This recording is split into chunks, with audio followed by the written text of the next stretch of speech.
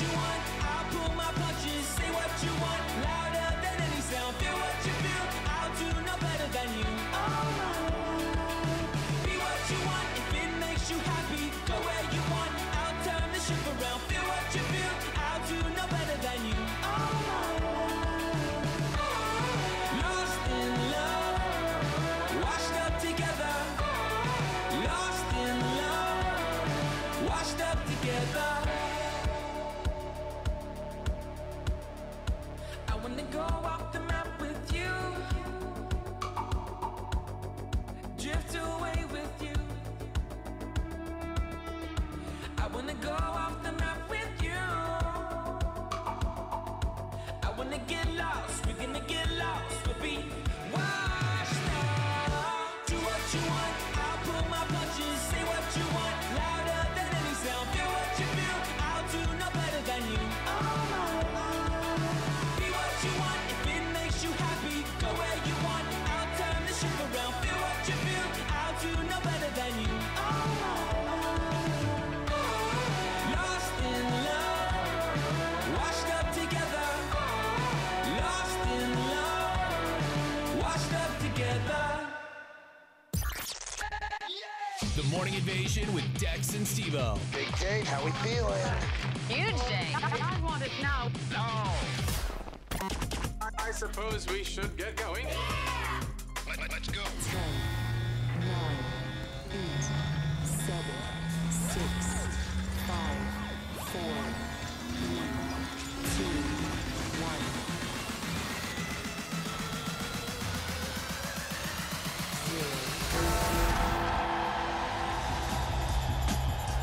Good morning, everybody. What's going on? Welcome. TMI. Dex and Matt Gentry, everybody. Hello. What's going on, dude? I made it on time today. You know what? I had a best of clip ready to go. And I was like, there's no way he's going to get here at 6. There's no way. And he got here before 6. Yeah. Thank you. Thank you. That's what happens when you get your life together, I guess. You need to or clear, you you need to pseudo clear your get your throat. life You need to get your throat a little. Yeah, is You it? good? You know what? I had the fan on me all night last night, Yeah? and I always sound like this when in the morning. Guys, his name is Matt Gentry. He was a part of this station for many years back in the day. What years were you here? Well, Which times? I know, right? It's probably 2 or 3 different times, right? Yeah, I got fired both times. Yes. I, Yeah. I put it behind me. Just kidding. Crazy they still allow you in the building after that. I know. You know, I mean, I don't know. We'll talk about it later. I got to clear my throat. Matt Gentry, I've known him. We were just talking off the air. I've known Matt for probably going on 15 years. Yeah. When I worked over at iHeartRadio at The Edge. That was Trump Communication, or Trumper, wasn't it, back then? No, Or it was Twin Clear Peaks? Channel. No, dude, when you were on Manal and San Pedro. No, it was Clear Channel. That was Clear Channel. Yeah. Was that the name of it before Clear Channel? Yeah, Twin Peaks, and then... I didn't work for them Trumper. when it was called that. No. No, it was Clear Channel. But I didn't know you until the newer building, because the one on San Pedro, I never met you. I thought we met. That's where we met. I don't think so. So I think I was working at 94 Rock, and you were working at The Edge. Mm-hmm. I know you were doing a weekend shift. Yeah, and I remember... Thanks for bringing that up. I remember... Just kidding. You were interviewing The Offspring, I think. Yeah. The one day I could be wrong. Yeah. Yeah, maybe it was. Maybe we did meet. I just don't remember that time at San Pedro, you know. But I remember I was there on a weekend doing something. I was working on production or something. Mm-hmm. And I remember thinking, I saw you like walking around the building, and I didn't know who you were. You're like, that's a handsome fella. Yeah. And I thought, gosh, I need to go talk to that guy and, you know, be a nice guy, you know? Yeah. So I went into the 94 Rock studio, and I met you, and I hung out with you, and I just remember you'd be like, hold on a second. 94 Rock. And it was amazing. I was sitting there going, oh, this guy's great. He's got pipes. Mm-hmm. He's a beautiful man. Mm-hmm. I want to be friends with him. And then 15 years later. Yeah, we actually did it, you know? I think it was probably 3 or 4 years after that we actually became best friends, but man, we've been through a lot. We were just talking about that off the air when we back 8 years ago, almost a decade. Mm-hmm. You and I were going through very similar situations, Mm-hmm. very dark situations. Yeah. And it's crazy to be on the other side now, you know. Mm. Because back then, I know you and I both thought there is no way out of this. Right. Yeah. you know? Yeah. When you're in that pit, and you're looking up, Mhm. and you can't see that there's any light. You can't. There's no other side. There's one good thing is that we had each other. Mhm. You know, because if you're in a pit and it's dark and you have a buddy, Mhm. it's better. That's true. It's still hard, but it's better. So I appreciate that so much that you were there, and I got to be there for you. You got to be there for me, and maybe we'll write a book someday. It'll be huge. That'll be awesome. I feel like holding hands now. I know. Let's just hold hands. Yeah. We're at you can see the beautiful Matt Gentry. We're at Star 88 FM on Facebook and YouTube Live. Hey, my cousin Dana's listening. Oh, what's up, Dana? Good morning. She's in Tennessee. Oh. That's pretty cool. Also, YouTubers, go subscribe to our channel, Star 88 FM. Phone lines are open, 505-338-3700, and you can text in. Matt Gentry will be he'll be fielding all of your text messages, 505-585-LIVE. So people are probably wondering where Steve-O's at. Guys, this is crazy. This is insane. So There's a reason I'm here. I went for a run yesterday at around 11, and my run takes a little over an hour. So I get back, I walk over into the radio area, and Daniel and Andrew are sitting out there, and they go, "Hey, did you talk to Steve-O?" No. Yeah, he just got into a car accident, totaled his car. And Daniel had this look on his face, like he was ready to just start laughing. I was waiting for the punchline. Sure. Like the old, hey, did you hear about Matt Gentry? He died. Yes, exactly. Thans for whoever came up with The that. delivery was, it wasn't a, "Hey, bro, dude, did you hear about Steve-O? He got into a horrific car accident." It was, "Hey, did you talk to your boy Steve-O?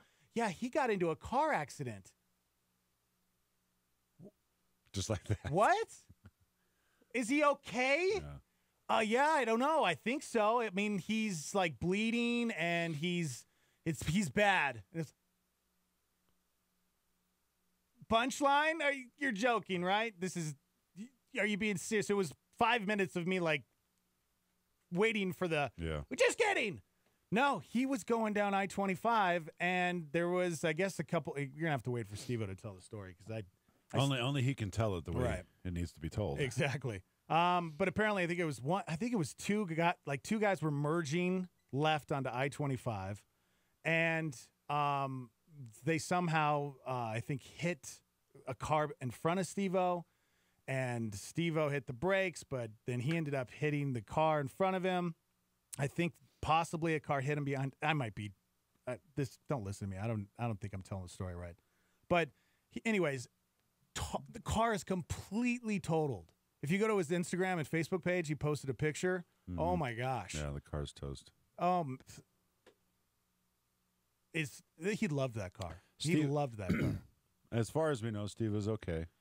Yeah, here's what's crazy about it. He didn't go to the hospital. They wanted to take him in an ambulance, but when you're in an accident like that, the adrenaline rush is so insane that you don't feel anything that's wrong. You don't feel pain.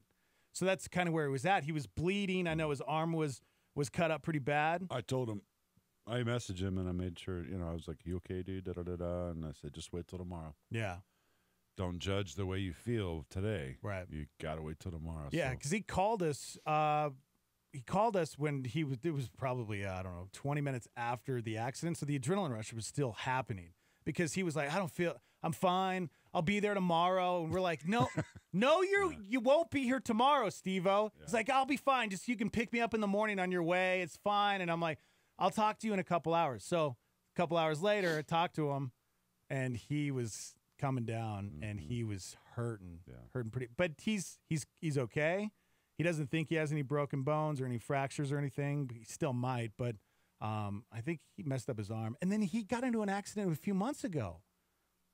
So this is the second accident. This all boils down to Steve-O being a terrible driver. I think that's what it is. Maybe he should start maybe taking city transportation. Yes. You know? Yeah, he could just carpool with me. Yeah. I was so paranoid driving home yesterday because I just kept thinking, is somebody trying to take us out? Like, what's going on here? Like, what are the chances of you know, you get in an accident just months apart from each other? Like, he's never been in an accident his whole life, and then this year twice, and pretty bad accidents. Like, somebody ran into the back of him going 50 miles an hour, and then this time he was almost taken out, totaled the car, and he's been having back issues. So that's what I'm praying for, man. I'm praying that his back isn't more jacked up. When it's all said and done, it's actually Chaz Malibu trying to get rid of y'all because your numbers are so awesome. You know, Chaz listens on his way to work, you know, so he might be listening. So shout out Then to Chaz he'd be late Malibu. for work, so I'm not worried about I it. think he starts a little late. You Does know? he? Yeah. He's called in before, actually. Shut up. I swear. Here? Yeah. Chaz. No, I don't believe you. I'm dead serious. Chaz Malibu. He is the best sounding jock in town. Oh, man. Yeah. As far as like a radio professional legend. sound, yeah, I Yeah. think he sounds great. He's got that smooth voice. I think you probably have the greatest radio voice in Albuquerque. Thank you. I'm serious. A lot of people think I sound just like you. Okay, nobody thinks I sound anything like you. Well, what are you talking about? There have been times where people have confused us. Not confused us. Have said that you sound like me and vice versa. I'm just trying to be like you, probably. That's not going to happen. That is going to happen. I'm trying really hard. So that's what's going on with Steve-O. So prayers for the Yeah. Jeter family, and I'm so thankful that he's okay. And it could have been. I mean, he definitely. This is an accident where he could have died. I mean, the airbags went off. It's I'm still trying to wrap my head around it. Just two horrible accidents in a matter of months apart. It's so insane. That's Hopefully, crazy. he'll probably be back Monday. I- Steve-O's the maybe. guy that will come in with 104 temperature, and because he's so gung-ho and so dedicated to his job. Are you being serious right now, or are you? I don't know That's if the way it you're- used to be when I was the boss.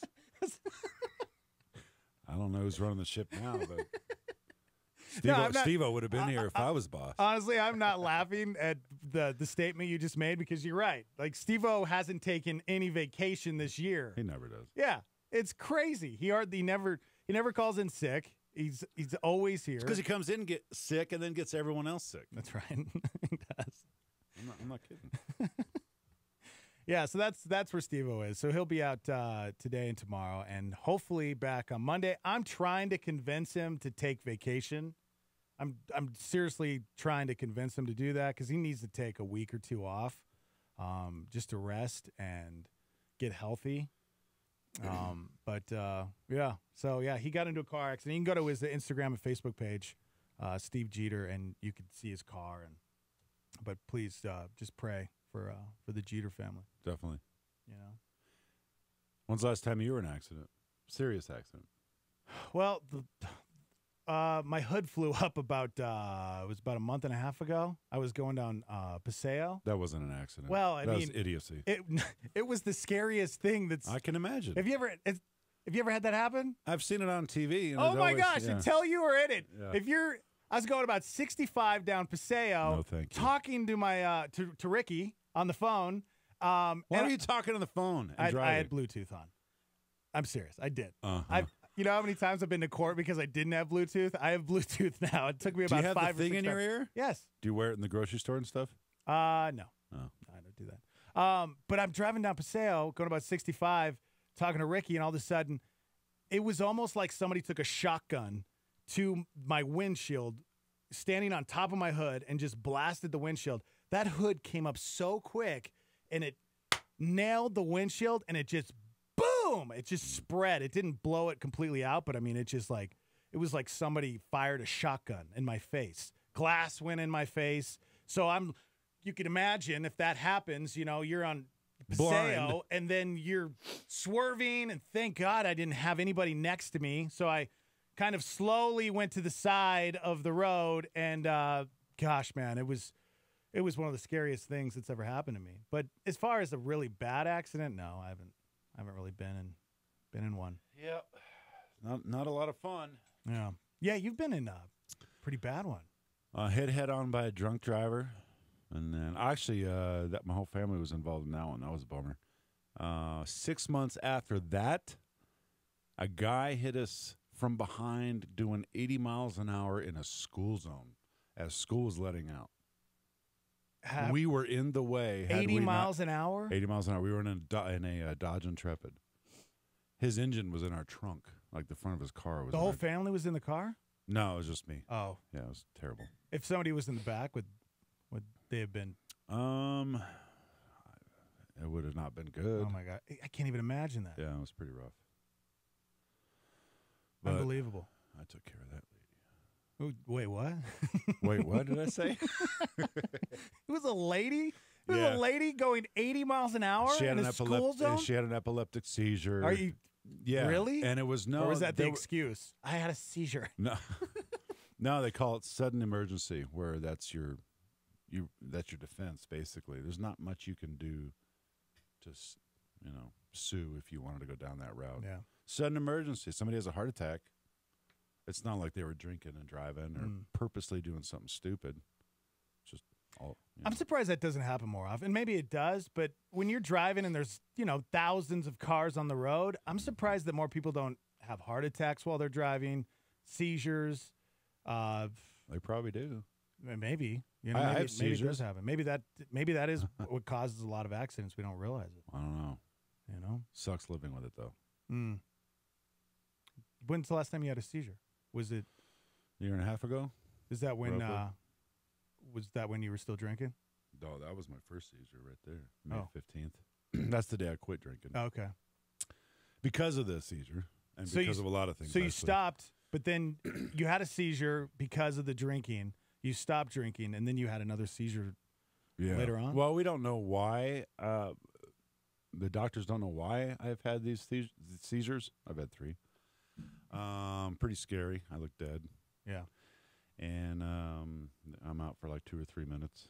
And they just, they don't know. They said a large majority of seizures and seizure-like things that happen to people like that go undiagnosed for the entire life. Yeah.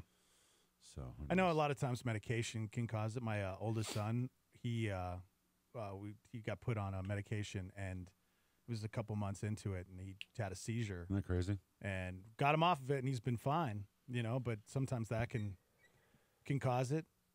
Yeah. And then you kind of just have to ride it out. If you see somebody having a seizure, what I was taught is that you just try to make them as comfortable as you possibly can. Make sure you don't put your hand in their mouth at all, because they'll bite your hand or fingers off. But you just want to make sure that they're okay, and they just have to ride it out.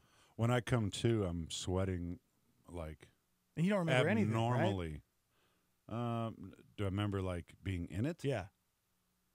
I remember going into it, but I don't know. There's no recollection of being in that state. Yeah. It's literally like, to me, it's that fast. Yeah. But it's You're out, and then 3 or you're 4 awake. minutes, I'm out. Yeah. Yeah. Scary stuff, man. But the doctor said, if you start drinking again, you won't have seizures. So Wait, what? I'm not gonna have any seizures. Just kidding. I'm totally kidding. Can you imagine? That would suck. Well, yeah. Well, not for me. I don't really hang out with you anymore, so it wouldn't really be a bad thing for me, because I don't. But here's what the crazy thing about Matt is, that we've been friends for so long, and there was a period of time, like how many years were you drinking from the time I met you? Like, when did you really start? When would you say you became an alcoholic? I was probably a full-blown alcoholic. Believe it or not, probably when I started Static, or when the station started Static. So what was that? 2010, 2010? 2011. something like Okay, that. so we were best friends. We were best friends. Yeah. And here's the crazy thing about it. I always just thought you had a bad memory and you were old. Because every time I would hang out with you, like we would hang out almost every day, you would repeat the same stories to me. And I would tell myself, How do you know that wasn't you just thinking that? Maybe. No, I was the But no, repeater. you. It was like, and I even called you out on it a few times. I'm like, seriously, you told me this story yesterday and the day before yesterday. Like, what is going on? I just thought it was old age creeping up on you, or you just had a bad memory or something. But you were drinking. You were hiding it. I knew you drank, but I didn't know it was a problem. That's severe. I didn't think it was that severe. I didn't want you anyone hit it to know. very well. Wow. Yeah. I mean, You know? when you're in it like that, man, you will do whatever it takes to protect your addiction. You're always asking for gum. I know that to probably try to cover. Doesn't help. Doesn't help. Well, I mean, that's the thing. I never really, Seeps through your skin. I never really smelt it on you. I was with you a lot. I never really. Probably because my drink of choice was vodka. Ugh. Yeah. But because they say you can't really smell it on you, but you can. Yeah. Like I can smell. If somebody had a drink or was drinking the night before, I'm like a bloodhound. It's Yeah. crazy. But Yeah. That's when I look back on it. That's what's crazy about.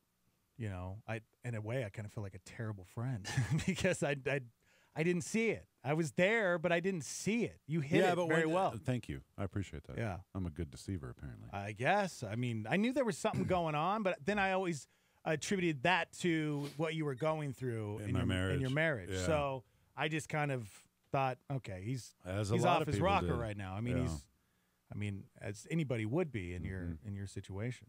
Yeah, that was pretty rough. Yeah. I don't wish that upon anybody ever, but there's been a lot of people that have been through worse, but there's always the other side. There's always the other side. Yeah. Oh, that's true. So Matt Gentry hanging out with us this morning. that was a long break. It was a beautiful break. I like it. Beautiful break to kick off the show. It's Thursday, guys. Coming up here at 7. You know Brian Nixon. He's like one of your best friends, right? Sure. Just kidding. I actually met Brian through you. I went to lunch one time. That's right. Yeah. I forgot about that. Yeah. Brian Nixon, one of my favorite people, actually. Yep. Matt can be hanging out with us this morning. 3 Degrees coming up with Brian Nixon at 7. Shock Therapy Live coming up at 9. And if you guys want to hang out with us, you guys can. Facebook Live, YouTube Live, Star 88 FM. You guys can text in. Matt's going to be checking the live line. 505-585-LIVE if you want to text in. And phone lines are open, 505-338-3700. We're live from the Dreamstyle Remodeling Star 88 Studios. We'll be right back.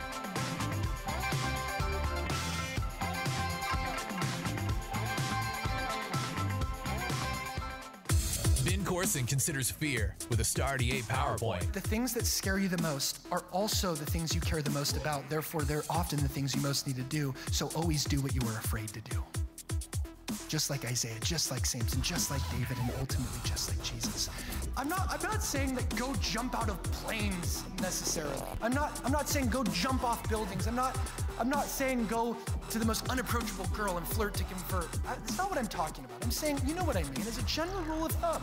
When you're every day conquering some new fear, you're learning the secret to life. I'm not saying be crazy. How do crazy people go through the woods? They take the psychopath. I'm not saying be a psychopath. What I'm saying is fear is a terrible master, but a wonderful servant. Did you hear me? Fear is a terrible master, but a wonderful servant. When fear bullies you around, it's terrible. But when fear is a servant directing you in the direction you need to go, it can serve you as a compass. That's Ben Corson, a PowerPoint on Star 88. Evangel Christian Academy is a private school that is Christ-centered for tomorrow's leaders. With affordable tuition, small classes, a great sports program, and a secure facility, Evangel strives to equip students for the work God has for them. Our high school utilizes dual credit through C&M by offering 4 courses on our academy campus taught by our staff. Evangel uses a leadership-driven and individualized learning model to help prepare your student to stand strong in their faith and be ready for the real world. To further speak to individual students with various circumstances, we have a Christian-focused online homebound program for up to 20 students, grade 6 through 12. For more information about our programs, grade K through 12, please call 505-883-4674 or go online to ecanm.info. That's ecanm.info. John Wesley on a solar flare. Give me 100 preachers who fear nothing but sin and desire nothing but God. And I care not whether they be clergymen or laymen. They alone will shake the gates of hell and set up the kingdom of heaven upon earth. Star 88.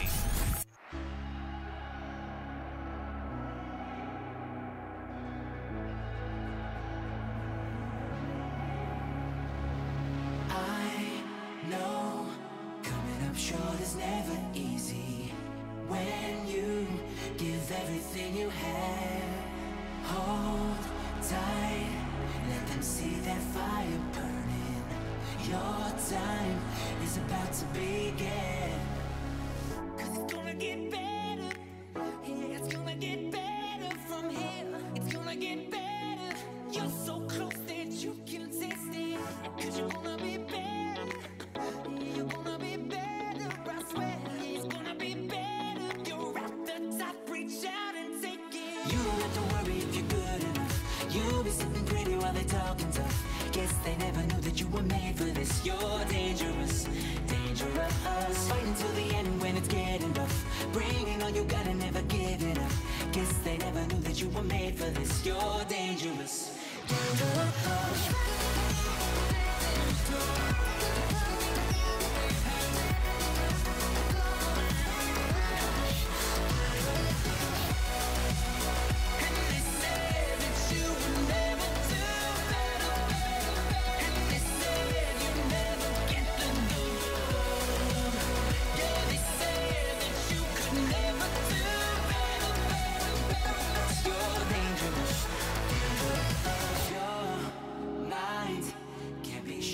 Can't be broken. Words fly, but you never let them land. This time, know it's you they're coming after.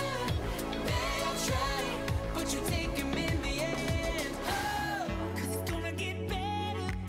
Yeah, it's gonna get better from here. It's gonna get better. You're so close that you can taste it. 'Cause you're gonna be better. You're gonna be better.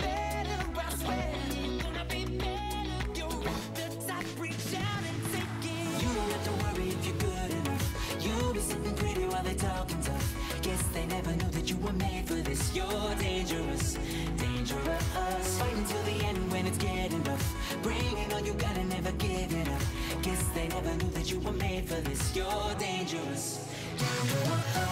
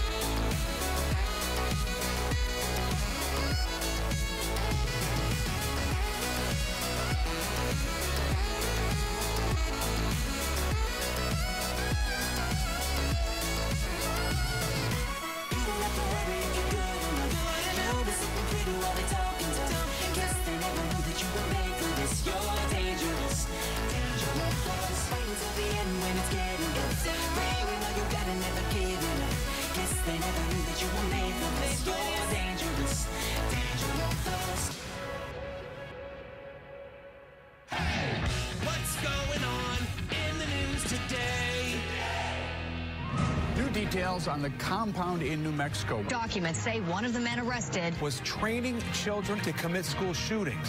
GOP Representative Chris Collins of New York indicted on federal insider trading charges. President Trump has responded to the special counsel's request for an interview. President and his legal team rejecting Mueller's terms, demanding a narrower scope of what can be asked. California could be on the way to its worst wildfire season in the state's history. Crews are in a race trying to create a fire break. The Trump administration says it's slapping new sanctions on Russia after that attempted assassination of a former Russian spy. The EPA this summer proposed a rule that may allow a number of new products to contain asbestos. Groups such as the Environmental Working Group are concerned the EPA is actually moving to weaken protections and possibly make consumers less safe. Big changes coming to the Oscars. The annual telecast will be limited to 3 hours. Other changes include a new category for popular film. Good morning, everybody. Dex and Matt Gentry hanging out live from the Dreamstyle Remodeling Star 88 Studios. Matt. By the way, I want to say congratulations on having pretty much a full schedule of non-advertisement grant acknowledgments from local businesses. Ooh, I like that. That was I good. think that is not happened in almost 20 years. Really? Mm-hmm. That's all you, buddy. You know what? Don't put that on me. It's not all me at all. And we have an amazing team here at Star. You can't do. That's all you, dude. Come on. You're a backseat driver, okay? You just reached over to my steering wheel and grabbed it and yanked it, okay? We know what happened to Steve-O yesterday. You're not allowed to do that. You're right. I'm sorry. Man, there's a lot of people listening this morning. Yeah, we're live on Facebook and YouTube at Star 88 FM. What's going on? Are you asking me? Yeah, what are they saying? Good morning. Good morning. Good morning. Emma says, good morning. Oh. Jeremy actually chimed in regarding Steve-O and what said, does he have to say? Good morning. Oh, that's cool. Yeah. And there's a ton on here that says, like, Matt Gentry is the man. Yeah, I don't know if That's most of them. I don't know. Thanks, people. I don't think you should be in charge of that anymore. Gosh. I'll just take it from here. People do really, they really love me. Yeah, Matt's filling in. Steve-O, if you didn't hear, he got into a car accident yesterday. It was actually a really bad car accident, and he's okay. I mean, he his arm is messed up. He doesn't think he broke any bones. Still a possibility he could have maybe fractured something. I don't know if his back. He's been having issues with his back, so I don't know if that made it scan worse. his brain. Right? His for brain. concussion. I mean, I guess the airbag deployed. Doesn't matter. That's crazy. Have you ever had an airbag blow up in your face? Yeah. I've never Sucks. had it. I've heard it's like getting punched in the face. It's like getting punched in the face, but it's also, after getting punched in the face, it's like someone throwing like sheetrock dust in your face. Oh, yeah. So you're not only got a broken nose from the airbag, you're now choking from the dust from the airbag. Yeah, that's good. It's very pleasant. That sounds really nice. All right. So, yeah, pray for Steve-O. He's going to be out the next couple of days. And, but, yeah, he's okay. If you go to his Facebook or Instagram page, you can see his car is completely totaled. So, yeah. Poor guy. 505-585-LIVE. You want to text into the show. Also, phone lines open, 505-338-3700. Coming up at 7, Brian Nixon, 3 Degrees, and then Shock Therapy Live at 9 with Nate. Yes, Matt. Huh? Yes. What? Oh, you acted like you wanted to say something. No, I'm not wearing my glasses, so I got to stick my nose up to the screen to read what you got up there. I forget. I mean, you're so old. I forget that sometimes. All right, so the 10 best cities to raise a family.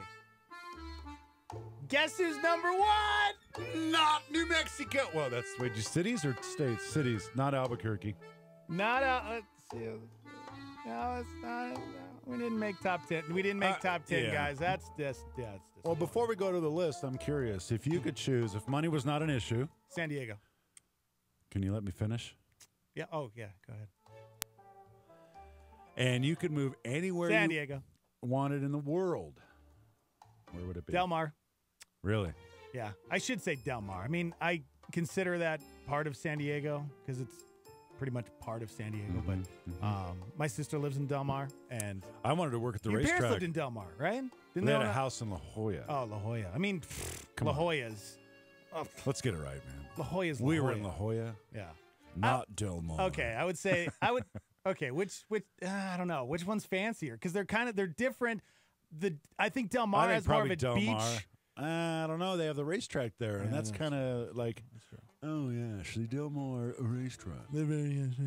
Actually, both are amazing. Yeah, both are amazing. I mean, I'm a little biased about, not biased. I guess that would be about La Jolla because I grew up. My summers were spent fishing in the ocean from our balcony. Yeah, he was a spoiled rich kid. Pretty much. Not anymore. No, you're not a trust fund baby? No, my dad. Or will you be someday? All right. Dana, don't repeat this to your uncle, please. My cousin's listening in Tennessee, so do not mention this to my dad. I'm about to confess. Oh, you're going to confess? You have some confession music? Yeah, I got some confession music. I got that for you. This is a big deal. I've actually never spoken of this publicly. In 1965, my dad bought a 1965 442 Oldsmobile. Oh, beautiful car. He's had it all these years. 80,000 original miles. It still has the original sticker on it. Has every receipt he's ever spent on it. It's worth about 40 grand, right? Oh my gosh, wow. It's a beautiful car. So about 10 years ago, he said, hey, Matt, I'm filling out my will. What do you want? Oh, wow. That's an odd question to ask you. Yeah. It was a little awkward. I got to be real. Yeah. I said, Dad, the only thing I want is your car. So what did he do? He sold it. Okay, that's, you know what? That's a good dad. Yeah. Thanks, Dad. That's all I wanted. Literally. And he just sold it like a year ago. And they restored it even better than what it was. It's showroom right now. Yeah. And it tours the country. Oh, beautiful. Yeah. So what was second on the list? Do you get to go to the next item? No. He'll probably sell it. Oh. You don't want to say because he'll sell it. Exactly. So you're just kind of waiting. Exactly. At this I don't point. want to jinx it. Yeah. You know. Good. All right.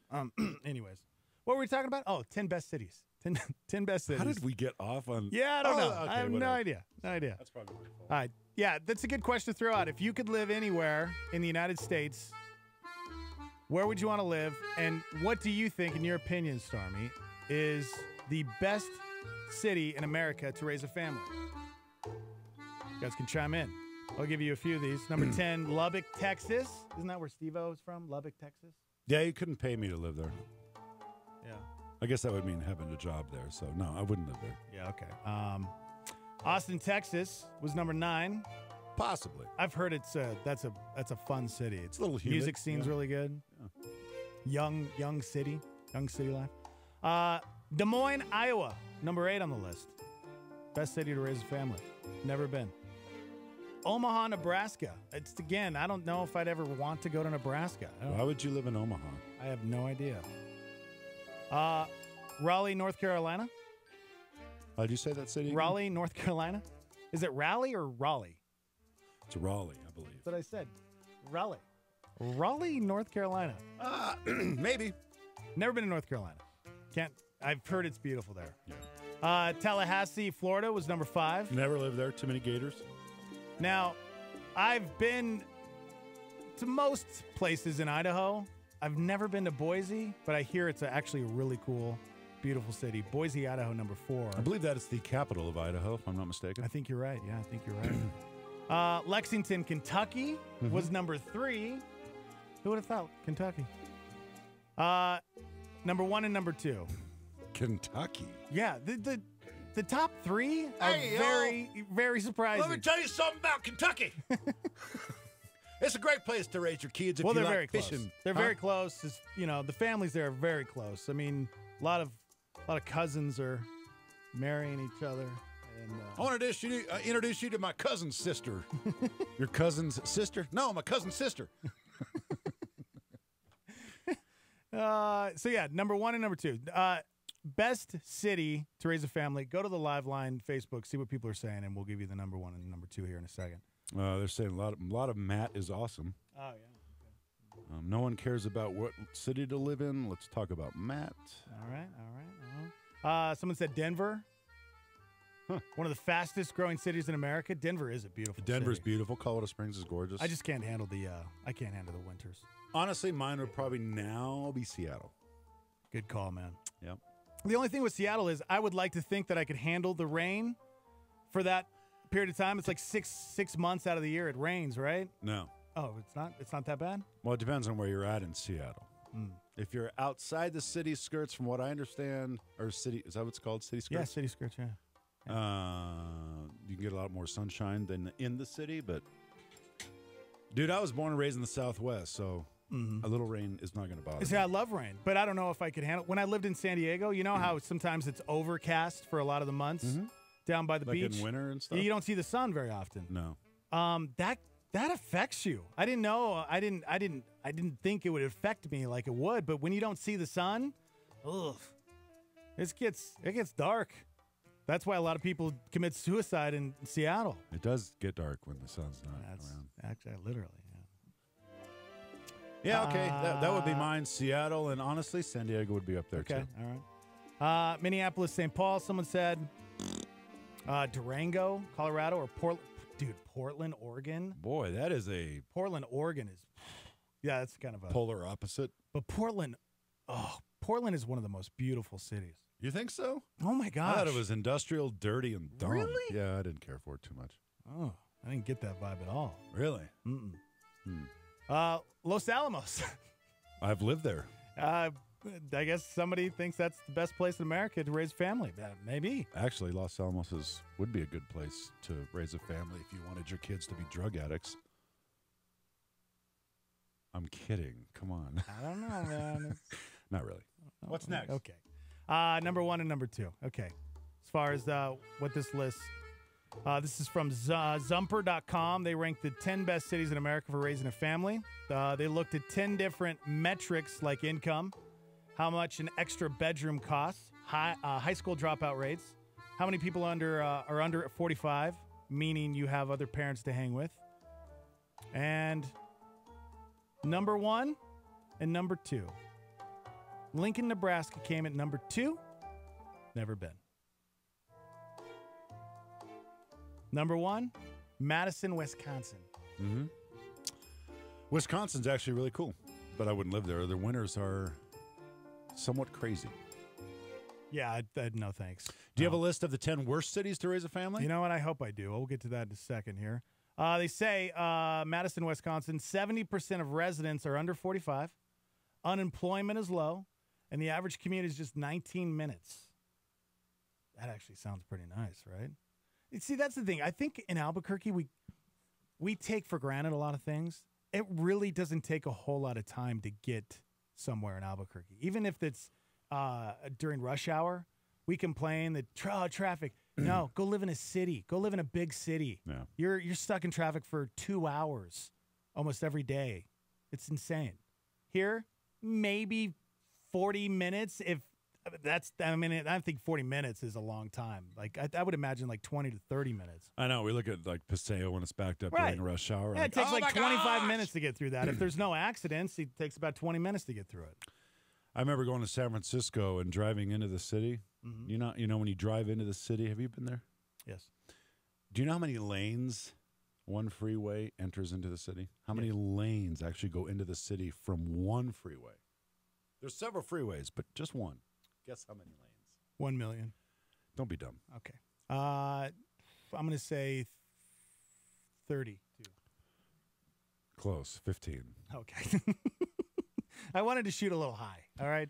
15's crazy. Yeah, you did. All right. Let's see here. As far as the worst cities to live in, the worst city, and guys, it's not Albuquerque. It's not Albuquerque. Baltimore. That's number 94. That's not number 1. That's the worst, though. Yeah, the worst at number 94. That's what I said. Did you? Well, I said it's the number 1 worst city. But that's not the number 1 worst city. It's number 94. Because it's in last place. That's why it's number 94. But you said it was number 1. For the worst. But this is the list. It goes from best to worst. Oh, I see. Just ignore me, please. All right. After that is not Albuquerque, surprisingly, Detroit. Detroit was number 93. Las Vegas, Cleveland, Philadelphia, San Francisco. Do me a favor, read all 94. You know what? We're going to go. Buffalo. No. What's number one? So number one would be how would you, Tucson? What number is Tucson? 73. I'm trying to find Albuquerque. Man, we're doing okay. Oh, there we go. That's awesome. Number 69 on the list as far as the best place to raise a family. Wait a minute. Is that city size? Because aren't we the market 69 and Tucson is the market 72 or whatever, 73? Those are market sizes. Not. Okay, look at this, Matt. Okay, let's see. What's number one? It's probably New York City. Number one, Madison. I was totally wrong. Okay. Remember we went through this? Yeah. Forgot about that. Let me smell your breath. Remember we did the top 8 or 9? Okay. So this is ranked best to worst. All right. So we're going all the way down. Number 69 was Albuquerque, New Mexico. I got you. Followed by Phoenix, Kansas City, Fort Lauderdale, Reno, Memphis. So, yeah. Good job. There's a list that we didn't, come in last or, first in place. crime or yeah, something. exactly. There's a lot of great things about Albuquerque. And you know what? Listen, I've talked about it before. Albuquerque definitely isn't my favorite place to live because, let me finish that, because I don't like the desert. I love the people here. Interesting. I do, man. The people here, I love the people. Mm-hmm. I just don't like the desert. I don't like to look at brown dirt all the time. I grew up in mountains. I grew up in the Rocky Mountains in Montana. I grew up in San Diego with the ocean. And so I've always had a hard time. And thank goodness, thank you, Lord, that you put this beautiful Sandia Mountain here. I think that's what saved me for the last 20 years. Because what brought you here? Radio. I remember the first time I flew in, before I landed, and I was looking out over Albuquerque. I was like, no, I'm not. No, there's no way. Because I lived in San Diego. No. So moving from San Diego to here was, no, there's no way I'm taking this job. There's no way. And bada bing, bada boom. Bada bing, bada boom. Here I am 20 years later. Family, 3 beautiful kids. Mm-hmm. And you know what? And I'm telling you, man, it's the listeners that have supported me over the years are incredible. I wish I could take all of you people and just let's move to Seattle or San Diego, huh? Or you know what? Let's move to what was the number one? Madison, Wisconsin. Let's go. Let's go to Madison, Wisconsin. It's supposed to be a great place. It's supposed to be the best place to raise a family. So let's do it. But honestly, I have a plan. And the plan is just to stay right here for now. I'm sure that's your plan. My kids, they have, their friends. They're all 3 of my kids are almost in high school. That's crazy. So, you know what? You're getting up there in years, man. Isn't that crazy? Your kids are in their 30s and 40s. Yeah. Matt Gentry hanging out with us this morning. If you're just joining us, Steve-O, pray for Steve-O. He got into an accident yesterday. When we come back with Brian, we'll talk more about that if you're just joining us. But Brian Nixon, 3 Degrees, is next, live from the Dreamstyle Remodeling Star 88 Studios. Hang out.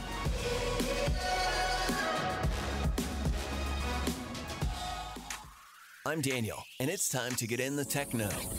Do you remember Minority Report? The 2002 film centered around a group of precognitive people identifying criminals before they committed crime. In the movie, cameras were everywhere and tracked you and shared customized advertising with you. Now we're in 2018 and facial recognition systems are more advanced than ever. A company called Effectiva is studying facial recognition by recording people watching an ad, their response to the ad, and then teaching an AI with machine learning to interpret facial cues. Another company, WeSee, claims its AI can scan a crowd of people and identify suspicious behavior based on imperceptible facial cues. Here's some numbers to think about. Since 2014, the facial recognition error rate has come down tenfold. Facial recognition, in general, is 92% accurate, and WeSee claims to be able to read your emotions with 66 to 70% accuracy. I'm Daniel, and now you're in the Techno on Star 88. A supernova on Star 88 with David Jeremiah. With the tip of his finger, God flung the skies, the galaxies, and oceans, and the continents into existence, each declaring in its own way the wisdom and beauty of the Creator. In his final act, he made something special, something that would bring more glory to himself than all that had gone before it. He created a man and a woman, and he put them in his image in the garden. But he did something very unusual before ending his work on his masterpiece. He handed this new man and this woman the paintbrush and asked them to add the final stroke to his creation, to paint in who they thought deserved to be at the center. Why would God do that? Because God knows what every person who's ever been in love knows, that love is only genuine when the person you love freely chooses to love you back. Turning Point with David Jeremiah. Don't miss it on our sister station, KNKT, weekdays at 11 a.m. on 107.1 FM. This is Star 88 at 88.3 FM, KLYT, Albuquerque, Santa Fe, and online at star88.fm.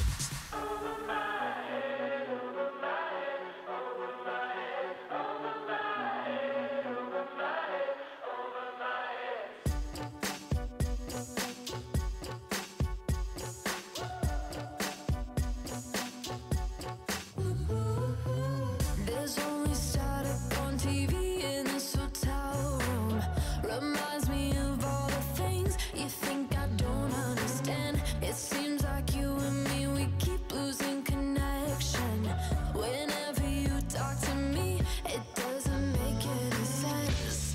Don't know what you meant, it's always over my head. Yeah, over my head. Yeah, it's so over my head, over my head, over my head, over my head, over my head, over my head. Is it too late, too far gone to fix this? Over my head, over my head, over my head, over my head, over my head. You take the simplest thing and always complicate it. Talking in circles got me dizzy like a merry-go-round. It shouldn't be so hard to have a conversation. I'm sick of fighting with your ego, I wish you would admit. But I don't understand, it's always over my head. Yeah, over my head. Yeah, it's so over my head, over my head, over my head, over my head, over my head, over my head. Is it too late, too far gone to fix this? Over my head, over my head, over my head, over my head, over my head. So tell me all the things that you are thinking. Tell me what it is that I am missing. Don't want this to slip out through our heads. Don't want this to go over my head, over my head, over my head, over my head, over my head, over my head. Is it too late, too far gone to fix this? Over my head, over my head, over my head, over my head, over my head, over my head, over my head, over my head, over my head. Is it too late, too far gone to fix this? Over my head, over my head, over my head, over my head, over my head, over my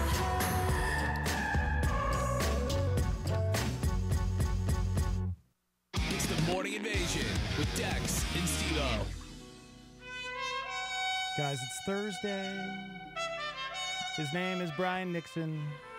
Well, my name is Brian Nixon, but the bigger name, Dex, is Matt Gentry. It is Matt Gentry. Buenos dias, señor. Oh, the golden voice. The golden voice. Of Matt Gentry. Tú tienes bonita ojos. You know, if you don't know Matt Gentry, he was homeless at one point. And here's the crazy thing about it. There was a person that discovered Matt on the side of the road and saved him. And he actually became famous because of his golden voice. He was on the Today Show. Mm-hmm. You know, he was on. No, that wasn't. I think you're confusing me with the real homeless guy who had the golden voice. Oh, you know what? Who's now homeless again. Is he really? Oh, that's so sad. He couldn't handle it, yeah. All the pressure. I don't know. Yeah, he got a job. Anyways. He got a job with ABC or whatever, one of the I think it was networks like as a voice Good Morning guy. America or the Today Show or something. Yeah. Anyways, Matt Gentry is here. He's filling in for Steve-O because Steve-O got into a really, really bad car accident yesterday. Yeah, we could pray for Steve-O and wish him well because he's missed. Yeah. Steve-O Jeter is missed. Man, that really does put life into perspective. It does. When something like that happens and you're so close to death, I mean, he, by the grace of God, he's okay. Right. I mean, he's probably hurting. We were just talking about this off the air. He's probably really hurting this morning because he jacked up his arm pretty bad. There was a lot of swelling. He was bleeding yesterday. Of course, he's had issues with his back from a previous accident that he was in Santa Fe 4 months ago, and it's never really recovered or gotten any better. And then this happens yesterday, totaled his car. He didn't go to the hospital, so I'm praying that he's okay. He didn't break any bones, and that well, Lord, be with Steve-O Jeter and be with the family because when Dad's hurting or Mom's hurting, everyone's hurting. So. We miss you, Steve-O. Hope you're listening. But we did get a fabulous replacement for you. Matt Gentry. Yes. Of course, for longtime listeners of this radio station, they know Matt. Matt goes back to, I think, the reign of Henry VIII. You know what? You know what? I think you're right. Yeah. 15-something. So long ago. Yeah. Like 1,500 years. Yeah. I'm looking pretty good for my age. Yeah. You'd fit right in. I bet you that's what people looked like back in that day. Yeah, the like nice you. chops. Yeah. With the horseshoe mustache. Yeah, and they're the bald. Yeah. I think he looks more from like 1800s right you think? now. Like Western. But the fact that Matt was in a skateboard gang in Tucson, Arizona. I'm surprised you remembered that. Matt, I remember everything you say. You were in a skateboard gang in Tucson, Arizona, and he went around and terrorized the neighborhood when he was a whippersnapper. And that's where he got the, Wyatt Earp chops. Well, he's just old enough. He can pull it off It's now. to hide my scars. Oh. That's not what it is. Yeah. You do have some gnarly scars, man. Yeah, thanks. Okay, guys, I got it. Matt Gentry, man, without Steve-O here, Matt Gentry may pull this off. Steve-O got almost all of them last week. Okay, you ready for this? So on this day, August 9th, in history, in 1253 A.D., St. Clair started the Poor St. Clair's, which is the makeup company, yeah? Yeah, the makeup company. Who was St. Clair trying to mimic in her order she started of Christian women? Who was her friend? Okay, you got this, bro. That's pretty simple. Yeah. 1253, guys. 1253. Wasn't that the guy who started Trader Joe's? What was his name? Trader Joe? Joe Tremonti. No clue. Oh. St. Francis, guys. Oh. St. Francis started the Franciscans, and St. Clair was so inspired by what Francis was doing, she went and started the Poor Clairs. I would have got that, by the way, if you would have asked it or stated it in a Jeopardy type of theme. Oh, that's right. What is, kind of thing? Okay, what is... Now you guys will get this one. You have to. Because if Steve-O was here, he'd get this because he's a comic guy. Okay. Oh. But here we go. Think of this. On this day... Well, actually, before we do the comic, I'm going to give you, Dex, one that we've talked about this fellow before. And you guys hadn't heard of him, and then I expounded upon what he did and what he wrote and his importance to American literature and the environmental movement. Okay. But on this day in 1854, this fellow published his book, Walden. Henry David Thoreau. Oh, man. Dex nailed it. I studied this morning. Dex, that's because we've talked about Henry David Thoreau. Exactly. It's right there in my brain. Right. Okay. All right, good. So 1 for Dex, none for Matt. That's right. So on this day in 1930, this cartoon character made her debut. Who was that? Betty Boop. Dex, you did study. That's Actually, I didn't even know. I didn't look that one up this morning. I had no idea. I just guessed. My mom's name is Betty. Yep. And so I probably wasn't allowed to watch Betty Boop when I was little because it was a little risque, you know, for especially 1930. for its time, Yep, right? 1930. I thought you were going to say Popeye, but that was 1929. 1920. Yeah, Betty Boop and Popeye were very close. That kind of war era cartoon. Do I get a half point for You do, knowing Popeye? Yep, you do. A half point, really? Okay, so Matt. Yeah. Dex has you 2-0, bro. Okay, I that's thought you were fine. going to do good. I am. Okay, on this day in 1944, Yes. the U.S. Forest Service begins using this character. Smokey the Bear. That's easy. Come on. Dex, are you cheating?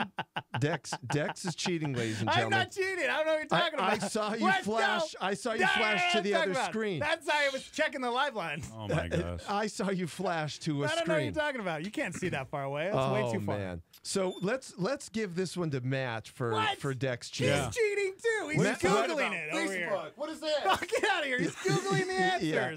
Wow, You can't give it to Matt. Wowee. Okay, so this wouldn't be on your screen. Oh, okay. Hit me. Okay, the U.S. Forest Service begins to use Smokey the Bear on this day, right? Mm-hmm. But what city did they capture Smokey the Bear? in? Wisconsin, I'm Chicago, gonna say Illinois. Santa Fe?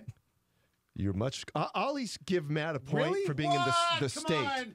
The state. It was down in Lincoln County, New Mexico. Yeah, Really? Yeah. Yeah, Smokey the Bear. The bear they found was a small little cub bear that had burned paws because of a fire. Oh, poor little The guy. U.S. Forest guys took him in and started to take care of him and get him back so he could go out in the forest. And that was here in New Mexico. So Wow. Smokey the Bear is from New Mexico.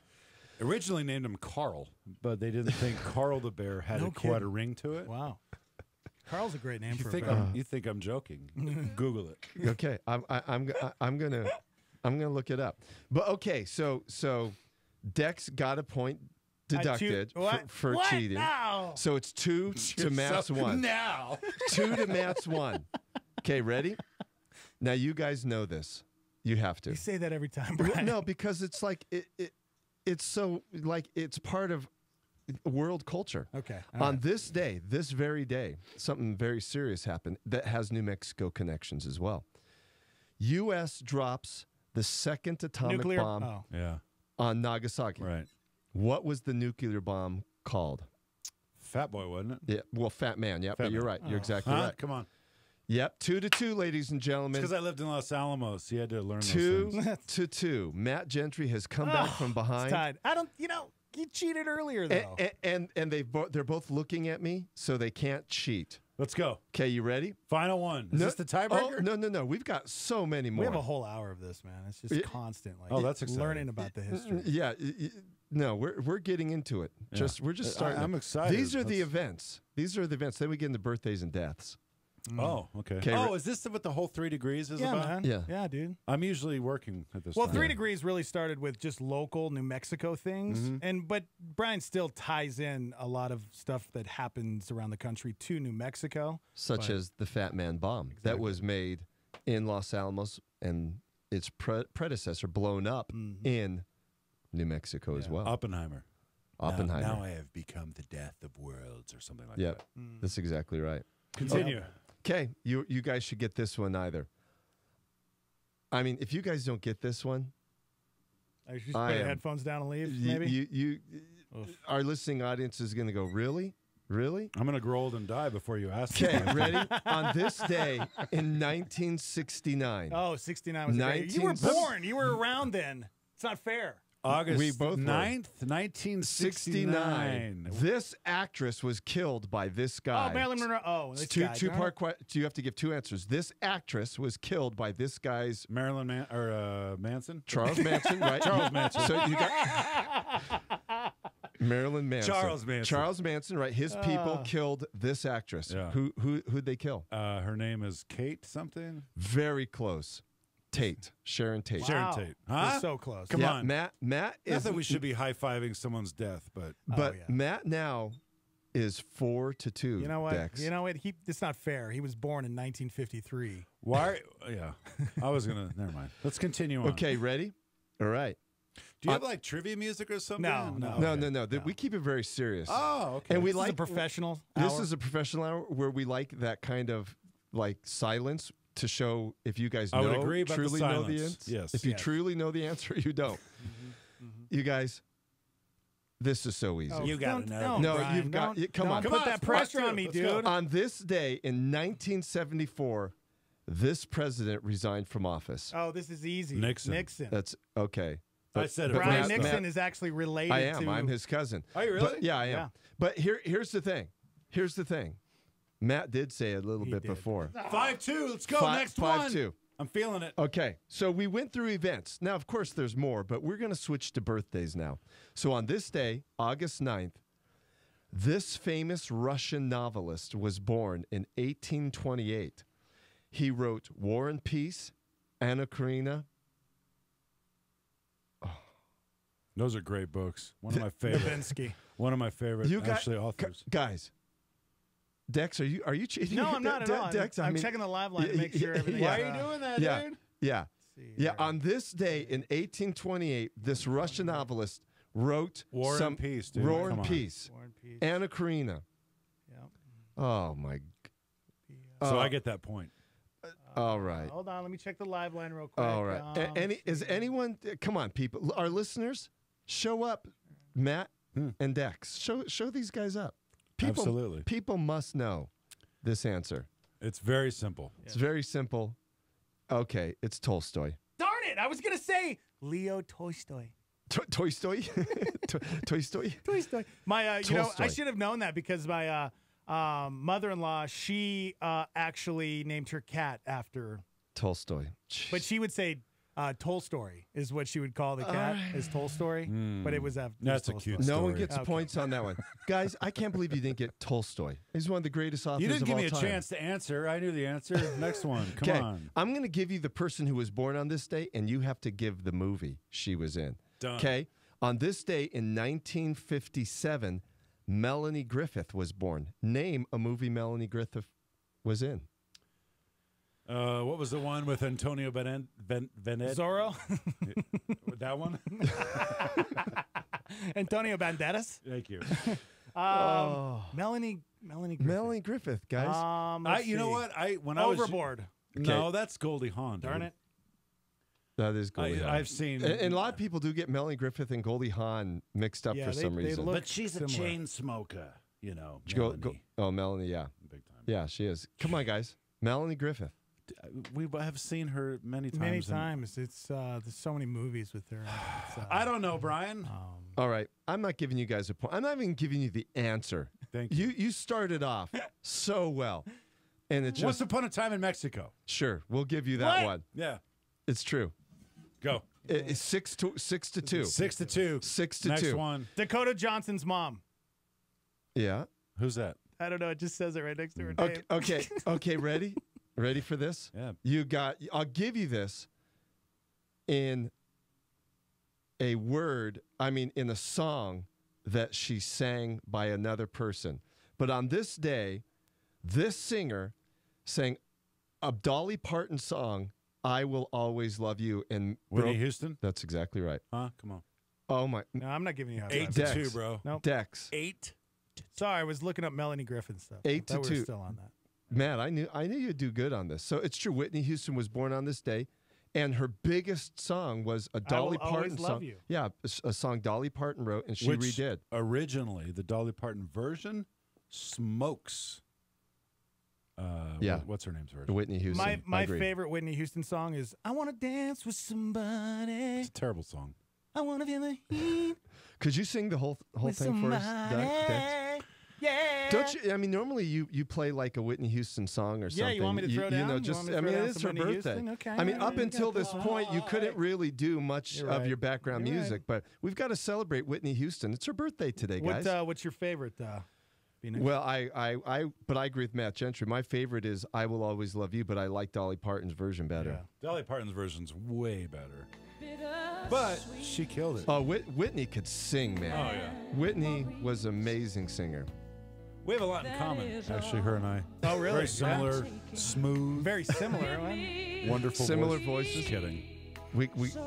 I think you guys should like join in on the chorus when she starts singing, because I don't think that's a good idea. I know you both love this song, and I know you both sing it on a regular basis. Dex, It's not bad. it wasn't good, but it wasn't that bad either. You were almost there. You were almost at the note, Dex. I think I nailed it. That's pretty good. Oh, The Bodyguard, man. The Bodyguard Kevin Man? Costner. I am not familiar with that movie. The Bodyguard Man? The Bodyguard Man. Kevin Costner was the Bodyguard Man. All right, next. Okay, ready? Ready. So, Dex should get this because he likes sports. Well, actually, you do too, Matt. So, on this day in 1967, this dual athlete was born. He won a trophy for football and baseball.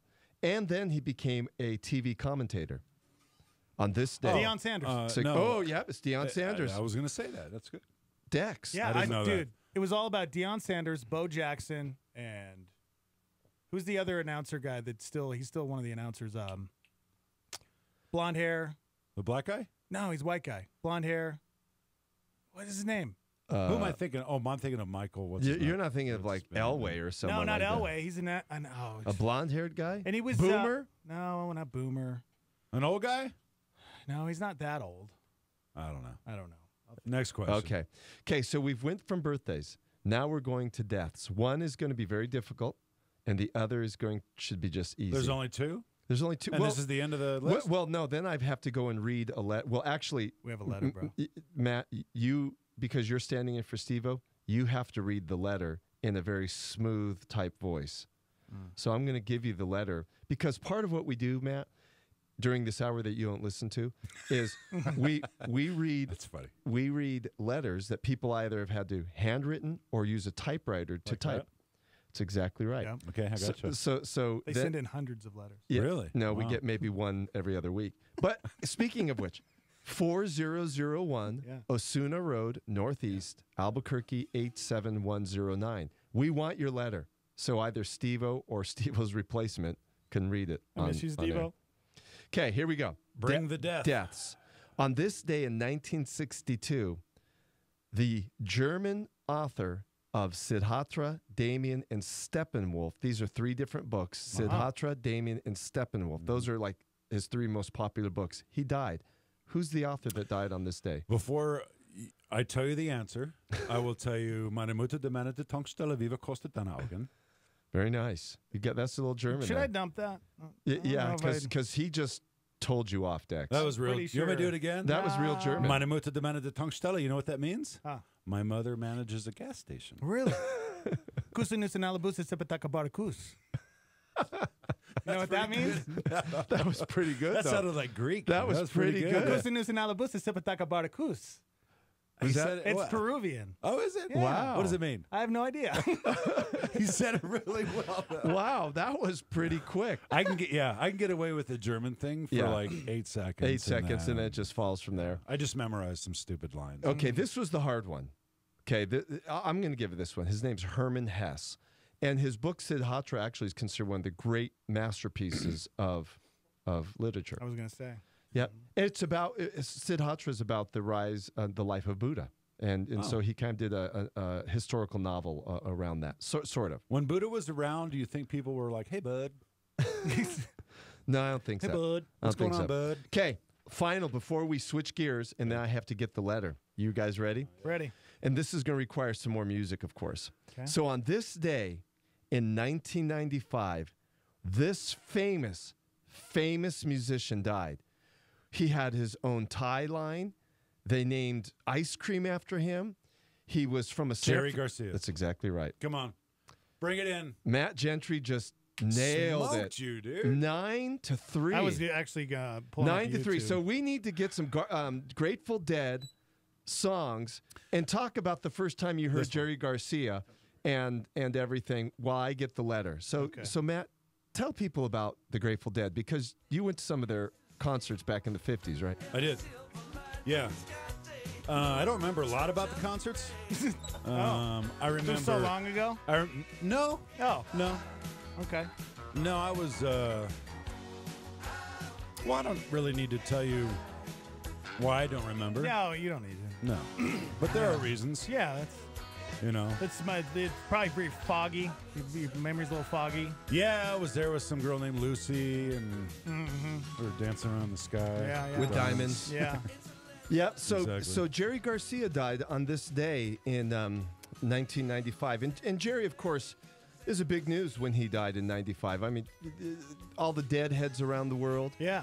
You know, they were such a fascinating group of musicians, and they had the greatest fans. I mean, there are people who literally, their whole existence was to get in these Volkswagen buses and follow the Grateful Dead from concert to concert. They were called Deadheads. Right. I never got it. Seriously, I never understood. Literally, that's what they did. Yeah. Their job was just to follow, the Grateful Dead around the country. Yeah, I knew a couple people growing up that were huge Deadheads. Yep. And they were odd people. They were a little off. They're a little different. Just kind of the hippie, thing that, little before all of our generation. None of us, grew up in the hippie era. I mean, we were on the tail end of it. I mean, Matt and I were, you weren't. But the thing is, we weren't necessarily part of that whole hippie generation. So we just looked at those people and went, interesting. I have a trivia question for both of you. Yeah. Right now, Grateful Dead is out touring with what famous musician who you would never expect to be a part of the Grateful Dead right now? Oh, fronting the Grateful Dead? I mean, he sings a little, but mostly plays the guitar. Guitar. Eddie Van Halen. No, that's incorrect. No. You said we'd never expect it, so I just put someone who I'd never expect. Really, you guys have Tiny Tim. Because I would never. Yeah, that's true. John Mayer? Yes, dude. Is he really? Yeah. Playing with the Grateful Yeah. Dead? He's out opening there. for the Dead. No. Are you He's sure? actually out with the Dead, and he plays guitar and he sings. He doesn't do any John Right. Mayer stuff, but I mean, the Deadheads love him because he's such a phenomenal he's guitar a great player. guitar player. By the way, when you go to the Grateful Dead concert and you're out with, hopefully catching a glimpse of John Mayer, he has been known a lot of times to dress up in an outfit and just walk around the crowd as John Mayer. Not as John Mayer, but he's like in a suit, like what do you call it? Like a fat suit? A mascot suit, like okay, yeah. Really? Yeah, it's pretty crazy. Yeah, Huh. if you follow him on Instagram, he's hilarious. John Mayer. He was one of the best people. And what I like John Mayer, and we used him as a matter of fact, and it's a nice segue because he's one of the guys that still is an advocate for typewriters. That's right. And so he types the lyrics to his songs on typewriters. He is an advocate for the whole typewriting thing. And he was one of the inspirations, along with Tom Hanks and others, the reason why we started this whole typewriter endeavor, Matt. So John Mayer, Tom Hanks, others. And we actually, Matt, and we'll probably try to do it today because you're here, is we type them back a letter. And you actually have to go to my office, sit on my 1960s Smith Chrono Electra. Smells like mothballs. 120. No way. And you type some stuff back to this individual. So Dex is going to now put some theme music on in the background, and you're going to read this letter. We just got a letter. We just got a letter. We just got a letter. Wonder who it's from. Where was the horn? Wonder who it's from. Whoa. Maybe mine doesn't have the horn. Okay. Okay. Go This ahead. is a letter from Zechariah. Dear Dr. Brian Nixon, hello, my name is Zechariah. I have really come to like you, Dexter and Steven. I listen to you guys every day. I even figured out how to listen to the old Team Awesome podcast from when Teo was here. Wow, that's pretty cool. I heard that podcast of you and your typewriter and decided to dig into my own and type this letter for you. It took a lot of research, but I finally got this puppy cleaned and in working condition. Beautiful. Mm-hmm. Have you read? Did you pre-read this letter? Yeah, I did. Did you? Yeah. Oh, Are yeah. you sure? I did. Oh, yeah, unquestionably. Okay. Yeah, I'm keep just going. going to read it. Keep going. If you approve this, then I'm going to read what it says, Brian. Well, here's the disclaimer because Matt's about to make some stuff up right now. Oh, are you? Yeah, I was. You need to, He called me on it. You need to read the letter. Okay. You having a hard time reading it? A little about myself. I'm 21 years old. I grew up in Rio Rancho, but lived in Hawaii for the last few years. I work at a granite company here since I was 14. In my free time, I love working on my camping truck. I also like getting my Harley running for the summer. I love my girlfriend and my puppy. Oh, very cool. This whole experience was a lot of fun. I look forward to hearing from you. I'm sorry this letter is so unorganized. I haven't written a letter since I was a kid. It's really hard if you I'm haven't. still learning how to use this thing. I included a picture of my dog typing. Okay, it's true. He did include pictures of his dog. Look at him. They're right by you, Matt. They were connected. So you got to hold them up to the camera. This fella not only took the time to type out on the typewriter, but he sent us Polaroids of his dog at the typewriter. Beautiful. Come on. Is this not cool Zach, or what?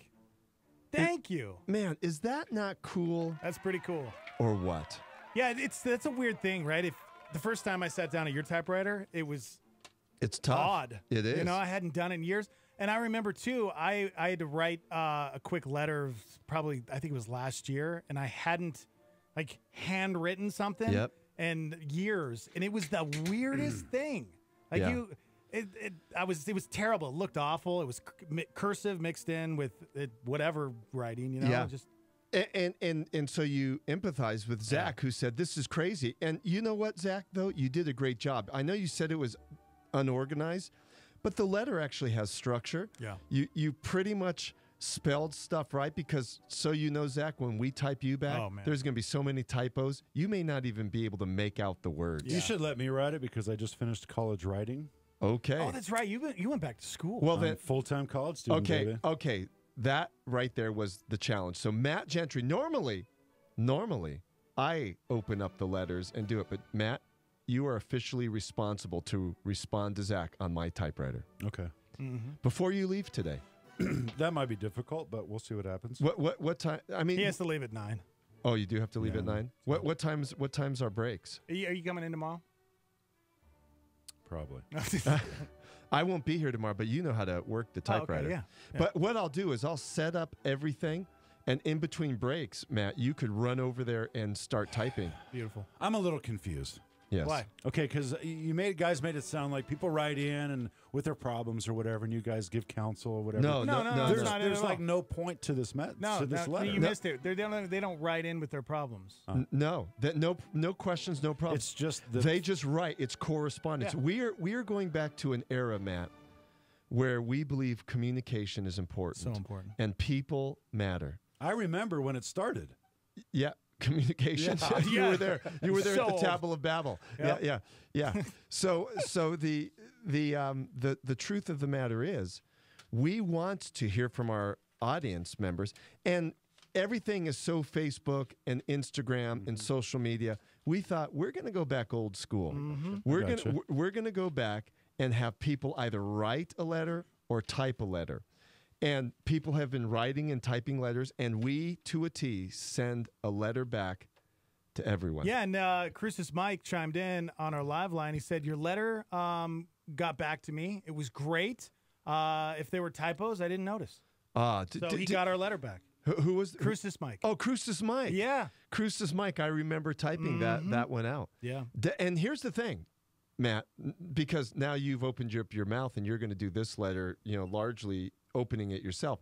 But how we do it is I open the letter usually, and then Dex comes in and he literally types his section, and then Steve-O literally types his section.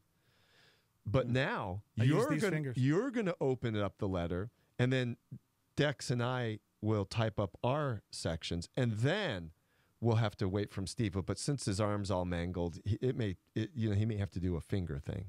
Why do I feel like I'm in kindergarten right now, and Brian's our teacher? Because you're both looking at me. That's the way you always feel around Nixon. Yeah, because you're both. Hey guys, because I do have to leave a little early today. Okay. A little early because we have our teacher in services today, but we're gonna do a little bit of memory lane. Oof. Okay, you ready for some memory? Do you have some memory lane music?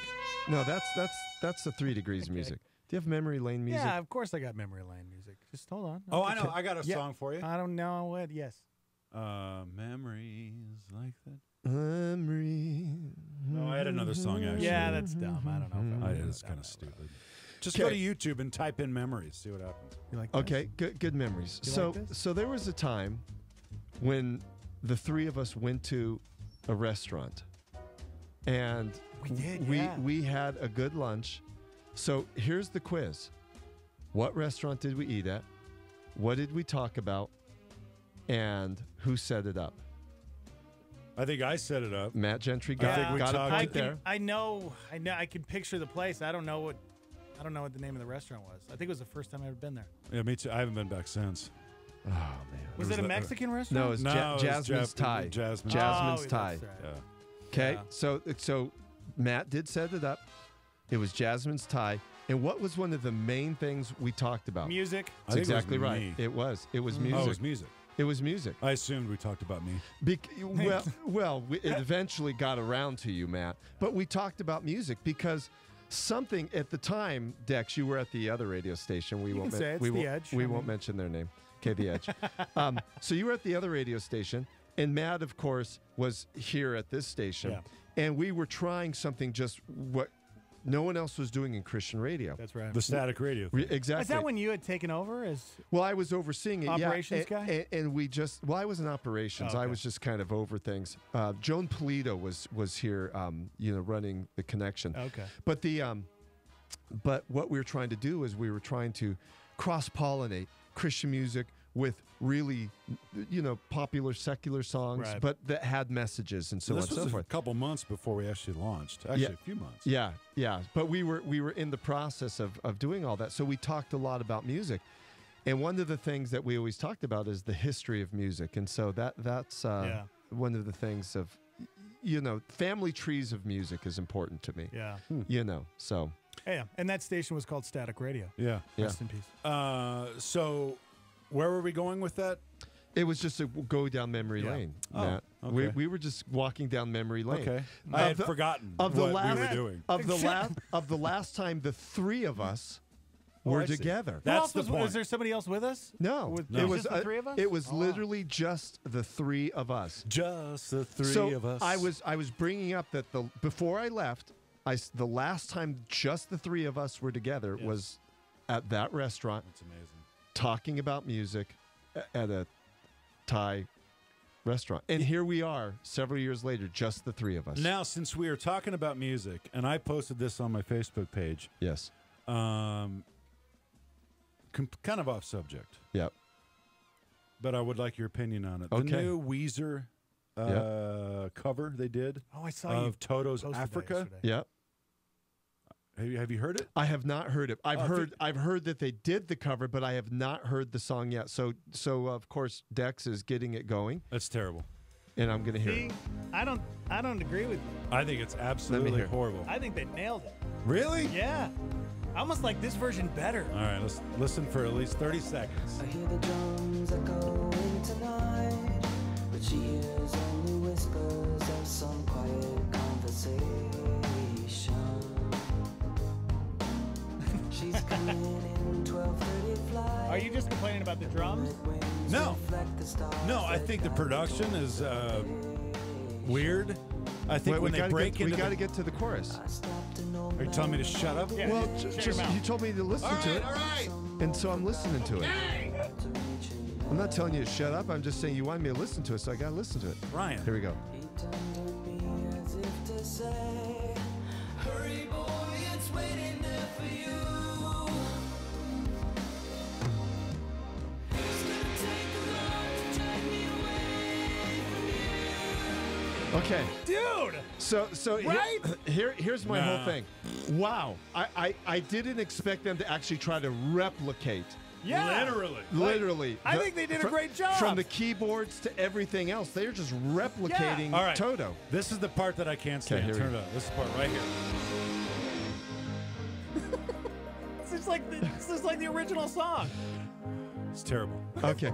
I would have thought Weezer would have done something completely different. So I give them the kudos for getting out of their, normal post, I would agree with that. grunge Yeah. thing. Like, okay, everyone would have thought you would have done a Weezer version of it, but you go back and do a Toto version of Toto. I think from a sonic standpoint, they captured what the actual Right. Toto thing. But I give them very little kudos for any kind of creative take on it. Okay, I mean, one more time. Hold on. One more time, Brian. You know what it is? You know what it is? What? It's underwhelming. That's May- what may- it's may- very. Really? It's underwhelming because if you think about it, when in the Toto version, right before they go into the chorus, Right. drums come, you're like, yeah, and then they nail the climax. I guess is Yeah. the only word I can think of. These guys, it's like when they go into the chorus, it's like, they just. I just think they barely miss it. Yeah, You're just too yeah. old. I think that's Could a be. good description, Matt. Is I'm underwhelmed in the sense like I wish they would have put some kind of unique, like their own fingerprint on it. Yeah. To me, it was like, let's try Yeah. to do an exact cover of Toto and see if we could get away with it. And that's okay if they followed the structure of the song, but you want a little bit of their own spin every now and then. And you know what? Honestly, I think it's really bands kind of take a gamble Right. on doing epic covers Right, like that. right. Like when Tool did Zeppelin's cover Yep. of No Quarter, I thought it was amazing. Yeah. There's a few other covers out there that bands did that I thought, man, you guys did an awesome job. Just not impressed with this. Yeah. I always like when someone does a cover and then go, wow. And again, maybe not as popular here, but I don't even remember the guy who did it. But you remember Tears for Fears, Mad World? Of course, dude. Tears Everybody for Wants to Rule the World is my favorite song of No, all but time. Tears for Fears, Mad World was this, obviously their first album, some people consider it like one of the best songs written in the 80s. And then this guy, I forgot who he was like an old punk rocker, took it and put it just to piano. And you're going, man, he took it in a whole different direction. And you see that on YouTube. I've seen like the Billie Jean cover with the guy doing flamenco guitar. It's like blows your mind. Right. There's so much talent there. All right. Did you hear this one that Weezer did? They covered Rosanna as No, well. they did not.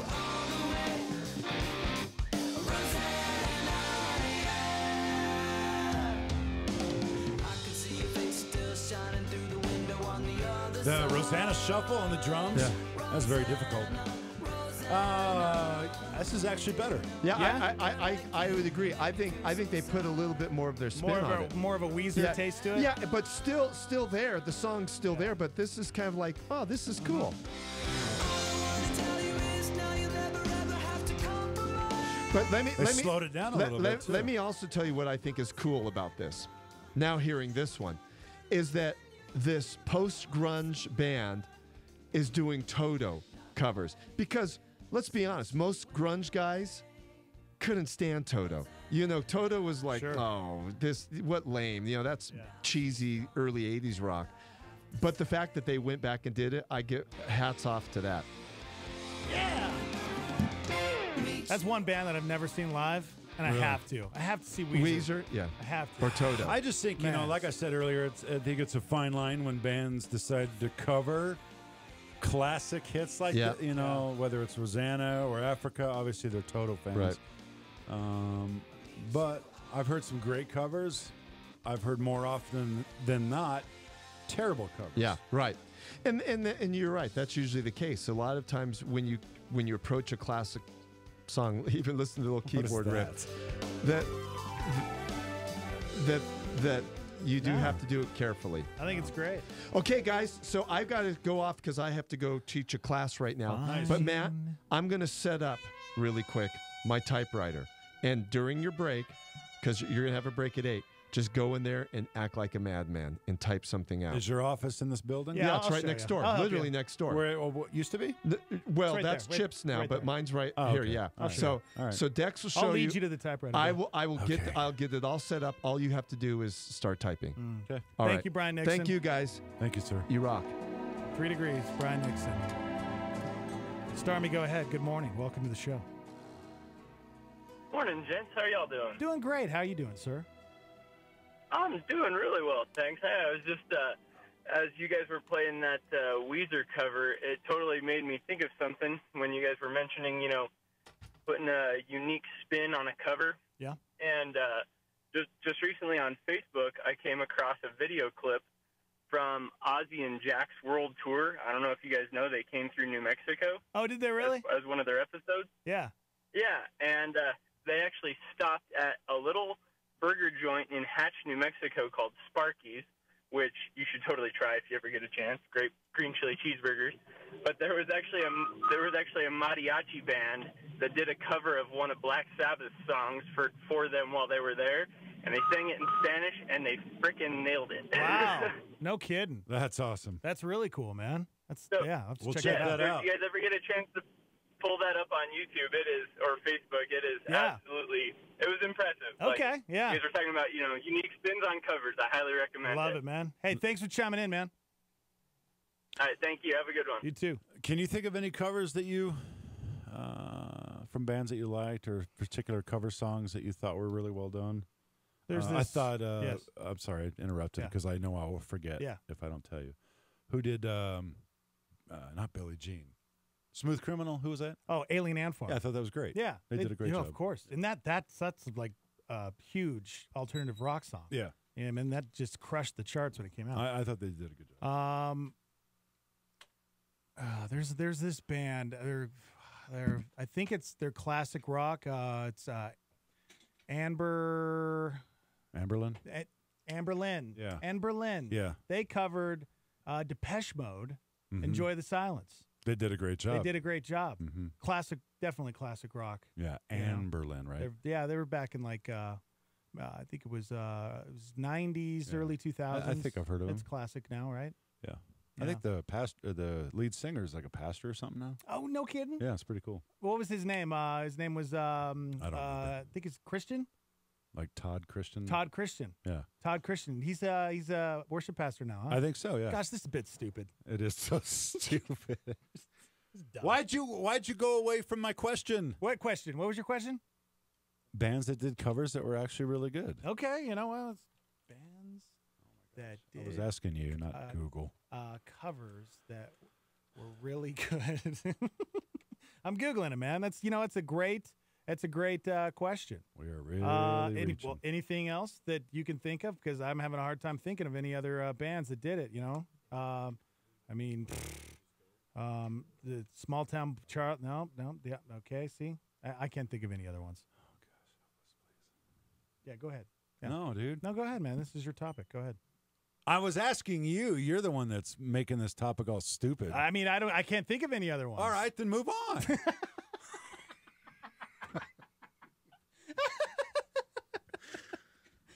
Amazing. Guys, Matt Gentry's hanging out with us. We should probably tell everybody why you're hanging out. For everybody that's just tuning. Please do tuning that. in. I must do what old people do every 20 minutes. Wait, you're gonna go to the bathroom? I have to go to the bathroom. You can't ditch me during the break, bro. You just ditched me during the break.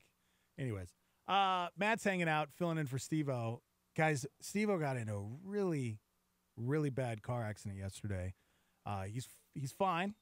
I mean, I shouldn't say fine because so far no broken bones.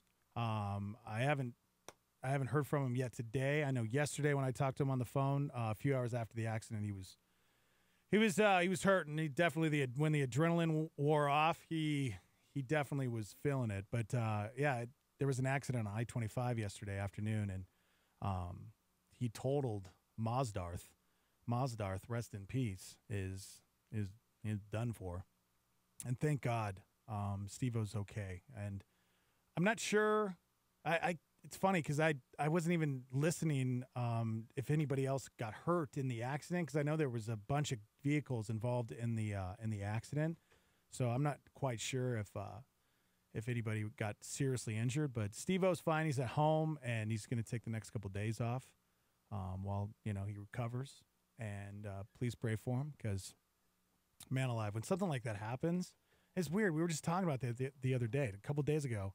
We were talking about how we need to appreciate every day. We need to, excuse me, we need to understand that, man, life can just be great and you're cruising along, and then next thing you know, you're in a car accident, and it happens every day. And so it definitely puts things into perspective. And so hopefully if he wakes up, maybe we'll be able to talk to him this morning to get an update. Good morning. Good morning, guys. How are you this morning? What's up, Retz? Hey, not too much. So you were talking about covers. My phone's been weird. I was trying to call in. There are two that I had to recommend to you if you haven't heard them already. Okay. The first is Stryper's cover of Carry On Wayward Son. Okay. You know what? I don't think I've ever heard that. Look it up. Okay. It is phenomenal. And then, of course, Disturbed's The Sound of Silence. Yeah, somebody else on the live line mentioned Disturbed. Disturbed covered Simon and Garfunkel's Sound of Silence. Yeah. Yep. Somebody else mentioned that one too. Yeah, both of those are just phenomenal. Yeah. Okay. All right. Thanks, man. All right, you guys take care. God bless you. If you happen to see Steve-O, tell him we're praying for him. He's actually calling in right now. Steve-O. It's Matt. Oh, so you know what? Are we on the air?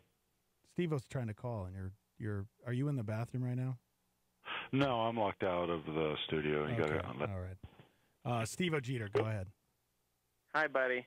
Dude, I'm sorry. I'm so sorry you're having to stretch and be terrible with stupid topics because it's bad. It's so bad. It's okay. It's so bad. It's all right. It's all right. Yes. Hello? Yeah, I hung up on Matt. He got locked out of the Oh, building. okay. I'm like, what happened? Yeah. What just happened? So, yeah, I kind of updated everybody on, I didn't go I know. into I've any been details. on Facebook Live. You're ignoring me. You're a terrible friend. Oh, my gosh. There's so much for one person to handle. I can't do everything. I need you, bro. You do. I'm so sorry I failed you. I failed you No, miserably. stop it right now. You didn't fail anybody. But, yeah, how you feeling, man? I could use a lot of prayer, and a lot of pain. Yeah, my body is, yeah, it's bad. Oh, my neck, my back, my body. I'll go back and tell everybody, I was traveling on I-25 and, just cruising along, like doing like 65 miles an hour, like normal people do on an interstate. And, there was a nice big work truck and another car, a few cars ahead of me, and the car was trying to come off of the merge lane onto the interstate, and the work truck just kind of wasn't having it, and they were kind of battling it out, playing chicken. And then as it got near the end of the ramp, they both decided to slam on their brakes, and a car in front of me had to slam on their brakes and kind of swerve to try and avoid that, and next thing you know, I'm like into the back of a car that was. Oh my gosh. Yeah, so I had to swerve to try and get out of the way, but definitely did not. And it was like a NASCAR pileup, man. It was awful. Man. So my brakes went out. I tried to downshift to like pop the clutch in the car to slow it down. Nothing. So I had to hit the emergency brake like the freaking transporter and slide off the road. Thankfully, nobody else was injured. I'm so thankful that the car that I clipped in front of me, they weren't seriously hurt, and it was crazy, dude. But yeah, Mazda, R.I.P. Yeah, so as far as you know, nobody else was hurt? No, nobody was injured. good. I thank God a nurse stopped because when I had to try and get Mazda out of the way, and I pulled my hand across the steering wheel, of course, so it was kind of like at the 11, 12 o'clock position when the airbag hit, and it ripped my forearm pretty good. Ugh. So I was bleeding, just kind of standing there, and thankfully a nurse stopped and tended to me before like anybody else got there. And so, yeah, dude, really, really banged up, unfortunately. And well, and we're just, mean, so thankful that it could have been so bad. This could have been so bad. Yeah, and like it's funny, it's like kind of the theme of our year, right? You and me, like life changes in an instant. Like things just keep changing that we have no control over, and it's pretty crazy. So, like for some reason, our kind of like comically but serious verse that we keep saying is like, well, we're not promised tomorrow. Yeah, exactly. Yeah. Like, yeah, that's dang, dude, that's the maybe theme I of gotta 2018. Really start taking that seriously. Yeah, for real. Oh my gosh, it's yeah. We were both talking. I might not be back. I could be dead by Monday. Exactly. So. You should have seen. I was driving home talking to you on the phone, and I never put my my hands at 10 and 2 on the steering wheel. It's usually one hand at the top of the steering wheel. I was 10 and 2 on the steering wheel, just paranoid the whole way home because I kept thinking somebody's trying to take me out. Somebody's gonna take me out.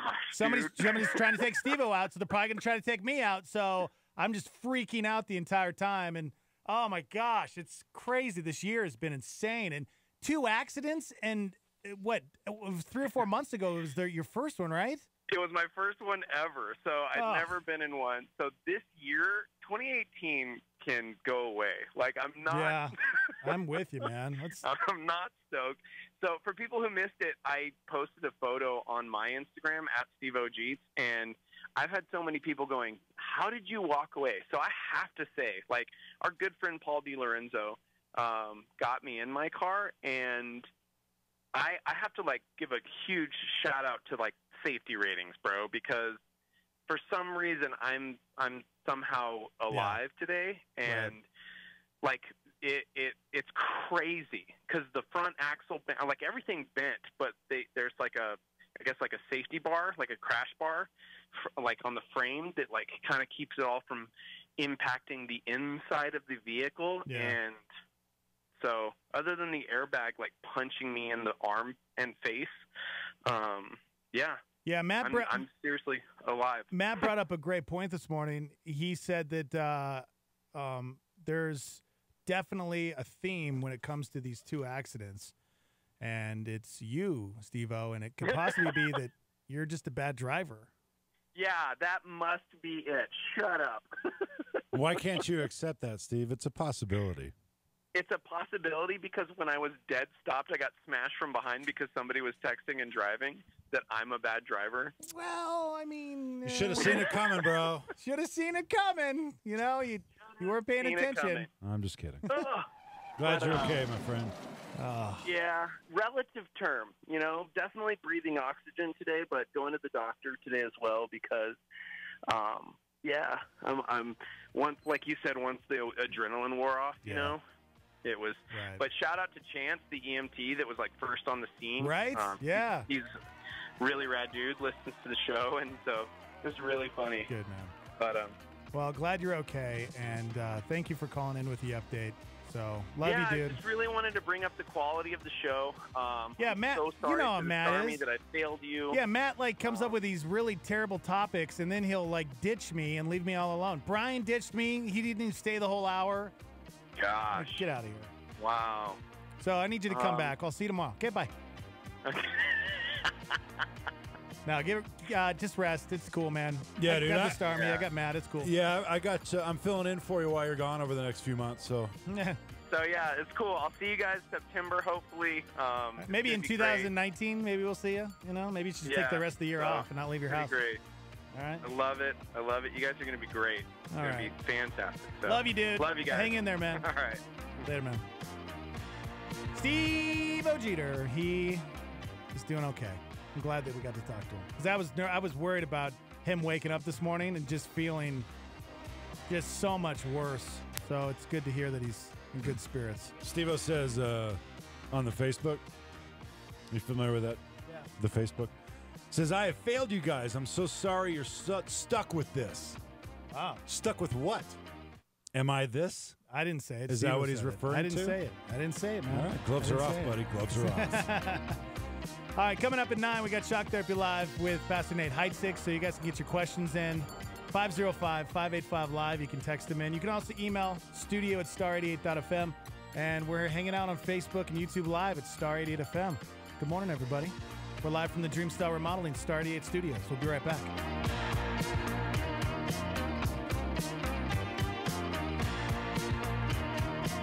CareNet Pregnancy Centers offer hope and help to men and women with pregnancy-related concerns, offering a range of free services that affirm and prepare men and women to value themselves and their unborn children. The 2018 Walk for Life is scheduled for Saturday, August 25th at various locations around the Albuquerque metro area, including the East Mountains, Northeast Heights, Valencia County, and Rio Rancho. By getting pledges to support your walk, you will be helping to provide services to those in need of STD and pregnancy testing, ultrasound confirmation, and other resources including counseling and educational material. Encourage your friends to visit our website to view the full list of services that are available. The 2018 Walk for Life to support area CareNet Pregnancy Centers is happening Saturday, August 25th. For registration and information, go to carenetabq.org. That's carenetabq.org. Part of Mission New Mexico, sponsored by TLC Plumbing, Heating, and Cooling, KNKT 107.1 FM, and Star 88. Evangel Christian Academy is a private school that is Christ-centered for tomorrow's leaders. With affordable tuition, small classes, a great sports program, and a secure facility, Evangel strives to equip students for the work God has for them. Our high school utilizes dual credit through C&M by offering 4 courses on our academy campus taught by our staff. Evangel uses a leadership-driven and individualized learning model to help prepare your student to stand strong in their faith and be ready for the real world. To further speak to individual students with various circumstances, we have a Christian-focused online homebound program for up to 20 students, grade 6 through 12.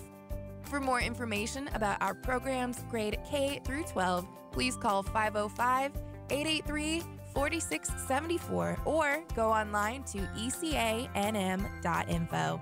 That's ecanm.info. Who do you look up to?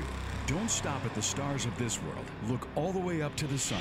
As Skip Heitzig says, The people who matter to us are not the ones with the most trophies or wealth or beauty, but those who make the most impact in our lives are those who have cared the most for us. Hotspot. A high-tech life can lead to low-quality relationships. Right, Skip? Right, Skip. As technology increases in our world and as personal touch decreases in our world, good friends, the right kind of people, are going to be in even greater demand. Find more from Skip at connectwithskip.com. The right kind of people can add to your joy. They can increase your joy. They can enhance your joy.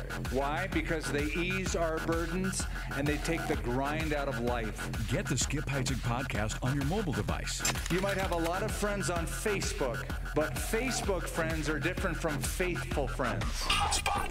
This is Star 88 at 88.3 FM, KLYT, Albuquerque, Santa Fe, and online at star88.fm.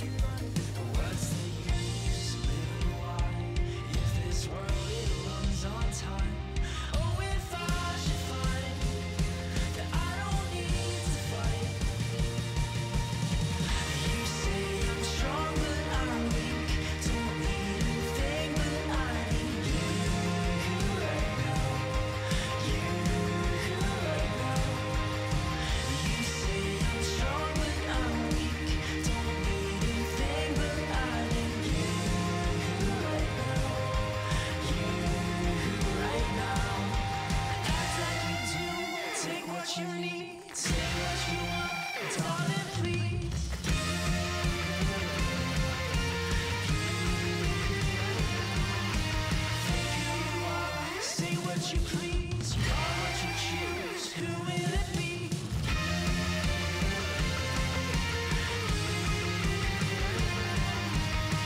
You say I'm strong, but I'm weak. Don't need a thing, but I need you right now. You right now. You say I'm strong, but I'm weak. Don't need a thing, but I need you right now. You right now. The Morning Invasion with Dex and Steve-O on Star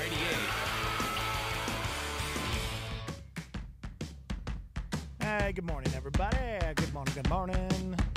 Dex, Matt Gentry. Hanging out live from the Dreamstyle Remodeling Star 88 Studios. And thanks for chiming in, Starmy. Hanging out on Facebook Live and YouTube Live at Star 88 FM. A lot of people chiming in. A lot of people, we were talking about covers, bands that did cover songs. We started talking with Brian about Weezer and how they covered Toto's Africa and how you hated it, and I thought that was stupid. I don't hate it. I just, like I said, I think it's just very underwhelming. If you're going to do a cover, man, either Make it give your it own? justice or make it your own. Okay. I understand that. I get it. But then a lot of people chiming in. Limp Bizkit, Faith, Hendrix, Little Wing, Van Halen, Pretty Woman, Pearl Jam, Last Kiss, American Woman by Lenny Kravitz. I don't think Little Wing is, I think Hendrix wrote Little Wing.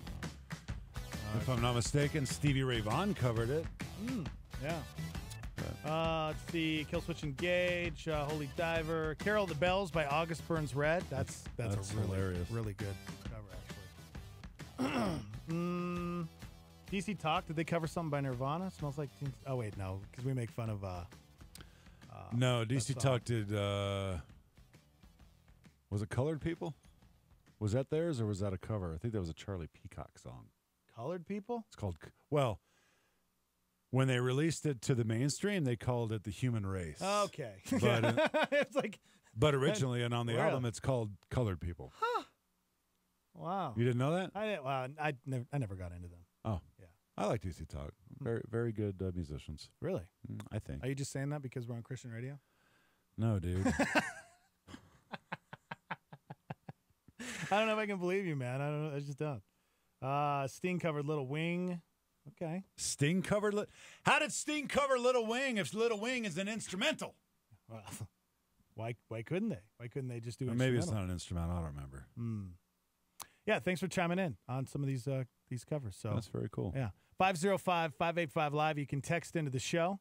Also, phone lines open 505-338-3700.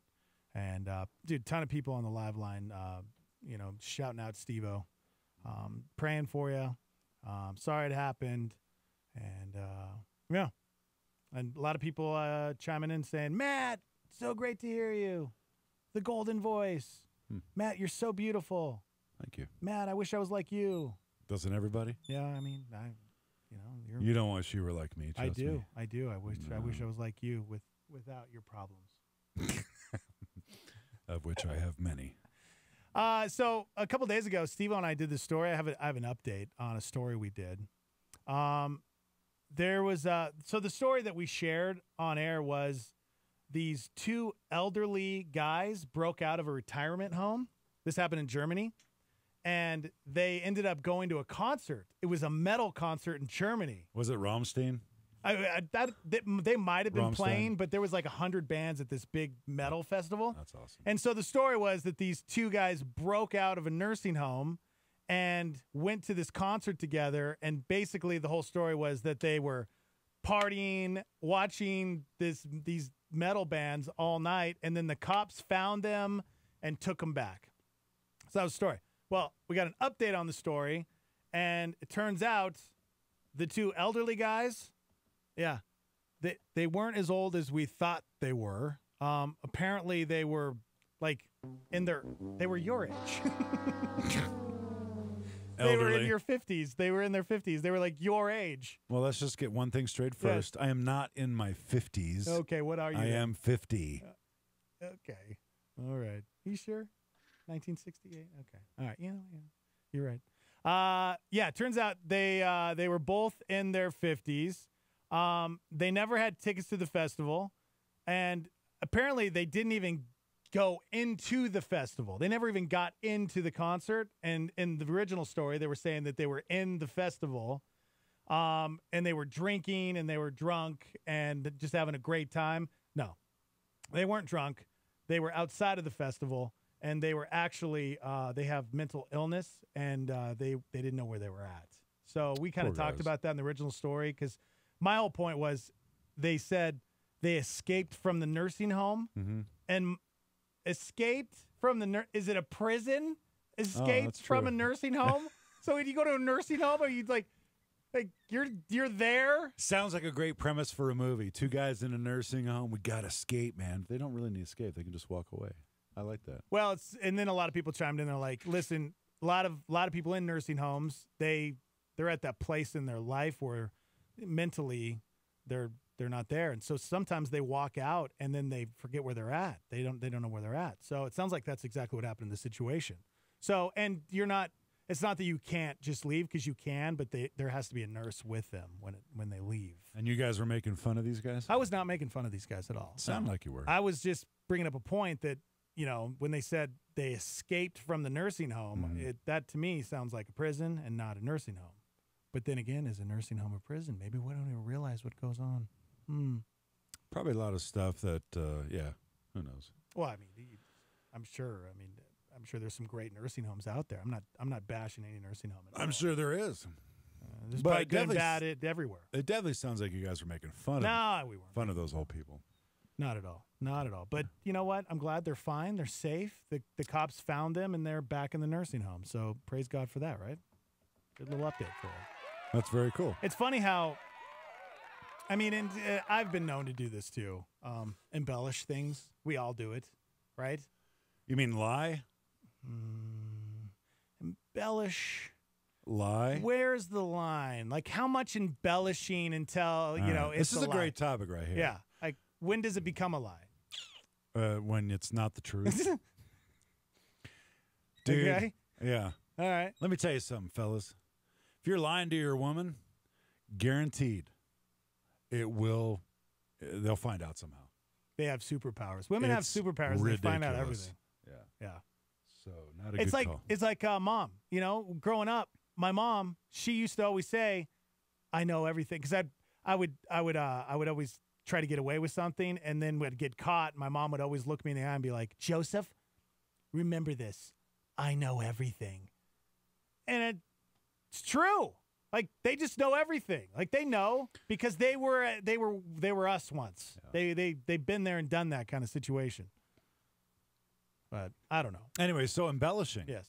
That would be, isn't it lying? Like, Yeah. explain embellishing. Like, give me an example. Okay, let's say there was a guy, right? Let's just say this guy had a family, right? And he found out that the earth was going to be destroyed because the whole world was corrupt. And God spoke to this man and said, "Build an ark, and I want it this big, so all of these animals will go on the ark." Mm-hmm. And the guy's like, "Oh, okay, I'll do it." How is that? Where's the embellishment? How big was the ark? Big. It says in the Bible how big it was. Right. Right? It was big. It fit how many animals? Where is this going? Just keep going with me, bro. A lot. A lot. Okay. All right. It held every animal on Earth. Well, that's not a true statement, but continue. Well, two of but every animal, two of every species. Not every animal. But you could say that it's every animal. No, you couldn't. You could say that. No, because many animals died in the flood. It was two of each. Yeah, but it was every animal. See, I'm embellishing. Is this a terrible embellishing story, right? That's just miscommunicating the correct information. I don't know if that's embellishing. That's just ignorance. You didn't read properly. Mm. Embellishing would be like, yeah, I do a morning show. We're number one. How do you know we're number one? I just know we're number one. Even though you're not rated in Arbitron, we all know you're number one. That would be embellishment, yeah? Yeah. Because my mom tells me I'm number one. She says I'm number one all the time. I'm just so confused right now where Yeah. you went with all that and where you were going. What's going on? Are you feeling okay? No, I'm fine. I'm Okay. good. Yeah. Back to the ark. Okay. He built a boat. It was a big boat. Stupid. Your face. I love it. You're so dumb. You're dumb. You're dumb, dude. Okay. All right. You're right. To be serious, embellishing it's a lie. It's a lie. You're lying. I was the embellisher, man. If there was a superhero power that was lying, I was that dude for a while. Yeah. Like as a kid or as an adult? As an adult. Really? Yeah. Like Think about when we it, were man. friends, When I did was- you embellish a lot of things when we were friends? No. No, not at all. Not at all. Or was it during your when you were an alcoholic? Definitely when I was an alcoholic, I did a lot of lying because you have to cover up what you're doing. Yeah. You know, you have to lie about why you're late for work. Yeah. Why are you so tired? Why do you have to leave work early? It was all because I wanted to drink. Mm-hmm. It's all I thought about. Yeah. Yeah, that makes sense. Yeah. Yeah. Yeah, I don't know why we do that. Is it insecurity? Is that why As we far do as it? protecting your addiction? I think just embellishing things in general. You know, whether it's an addiction that you have that you're trying to cover things up, but even if for me, I know I've definitely embellished on things. I think it's to make yourself feel good. Yeah. You don't think about the other person. But isn't that weird? Why does it feel good? We know that because we're their lying. response. You're like, hey, da-da-da-da, I'm lying right now. And the response is like, oh my gosh, I didn't know that. That is so cool. And you're going to build your self-esteem just to get that response. Maybe you didn't have that as a child. Maybe your parents didn't give that to you. Who knows? Mm-hmm. No, that's a good point. Because every time I've embellished, I feel terrible. It's just you walk away from it going, what? Why did I do that? Well, the Like, problem. why did I have to say it that way? That's not exactly how it went down. No, I did that for a long time. I still do that sometimes. I just honestly came to the conclusion that it's just lying. Yeah. Period. You know, and after a while, nobody believes anything you say. Right. You know. Okay, I have a question for you with lying. Do you if somebody told you that they have never lied in their life, what would be your reaction? Would you believe them? Depends on if they lied to me before. I don't know. I mean, just straight up, you know this person and they said that they've never lied before. Is that possible that you've never told a lie? Sure, it's possible. You think? Well, let me answer that by stating something. I know that people can be deceived with themselves. I was for a long time. You know what I mean? Like, no, I've never. You justify actions in your head. You justify, lying or whatever. Yeah. So to answer your question, I don't know. Why are you? Do you know someone like that? I'm asking for a friend. Oh, okay. I don't know. Just asking. Yeah. I don't know what I would do, bro. Because in my opinion, I found it kind of hard to believe, that somebody could say that they've never lied before. I don't know. I just didn't know if that was possible. Maybe you found that hard to believe because you are a liar. Exactly right. I'm not saying you are. No, no, you're right. I mean, because I look at my life, and I mean, I've lied many times throughout my life. I just kind of feel like that's a tough thing for somebody to pull off. It is, and you got to remember your lies. The thing about truth is it is what it is. Yeah. That's real easy to recollect. Yeah. You know what I mean? But when you're lying all the time, it's hard to remember what lies you said and who you told. You're right. So yeah, it's hard to keep track. 505-585-LIE. Lie? 585-LIE? Is that a Freudian slip there? Someone on the live line said, if you have to lie to your friends about drinking, then your friends aren't cool. Ha ha. Okay. I don't know what that means.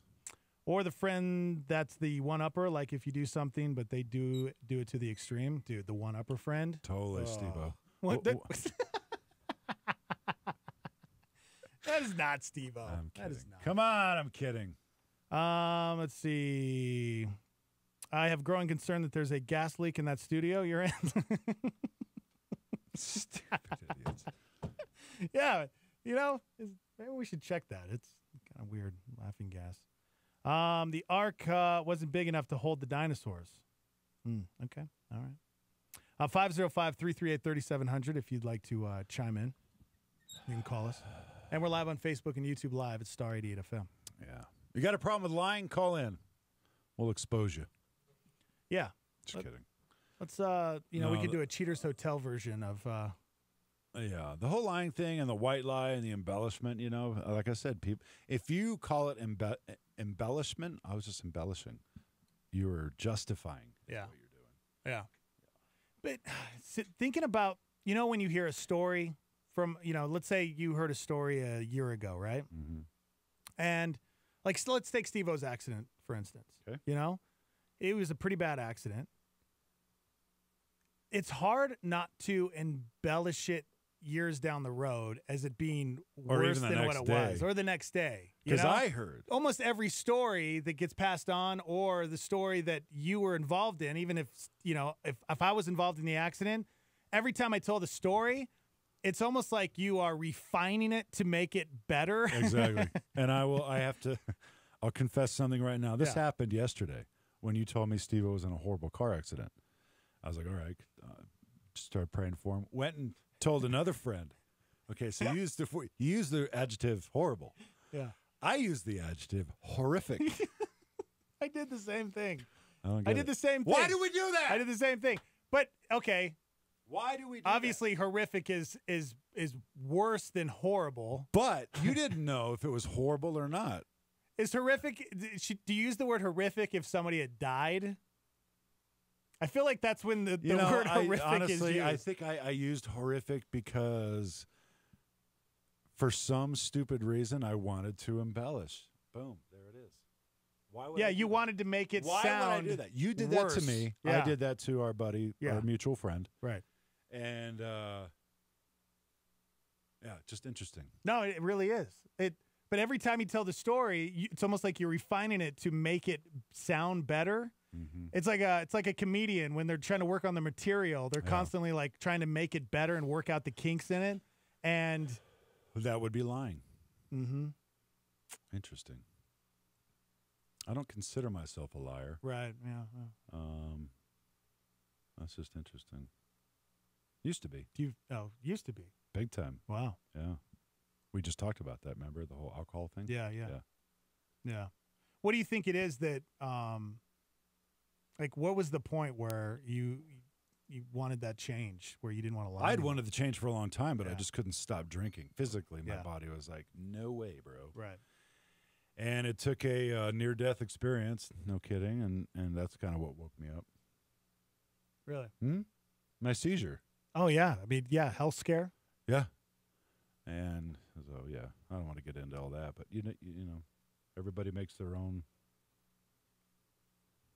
By the way, you lied decisions. earlier. I did? Yeah. Oh.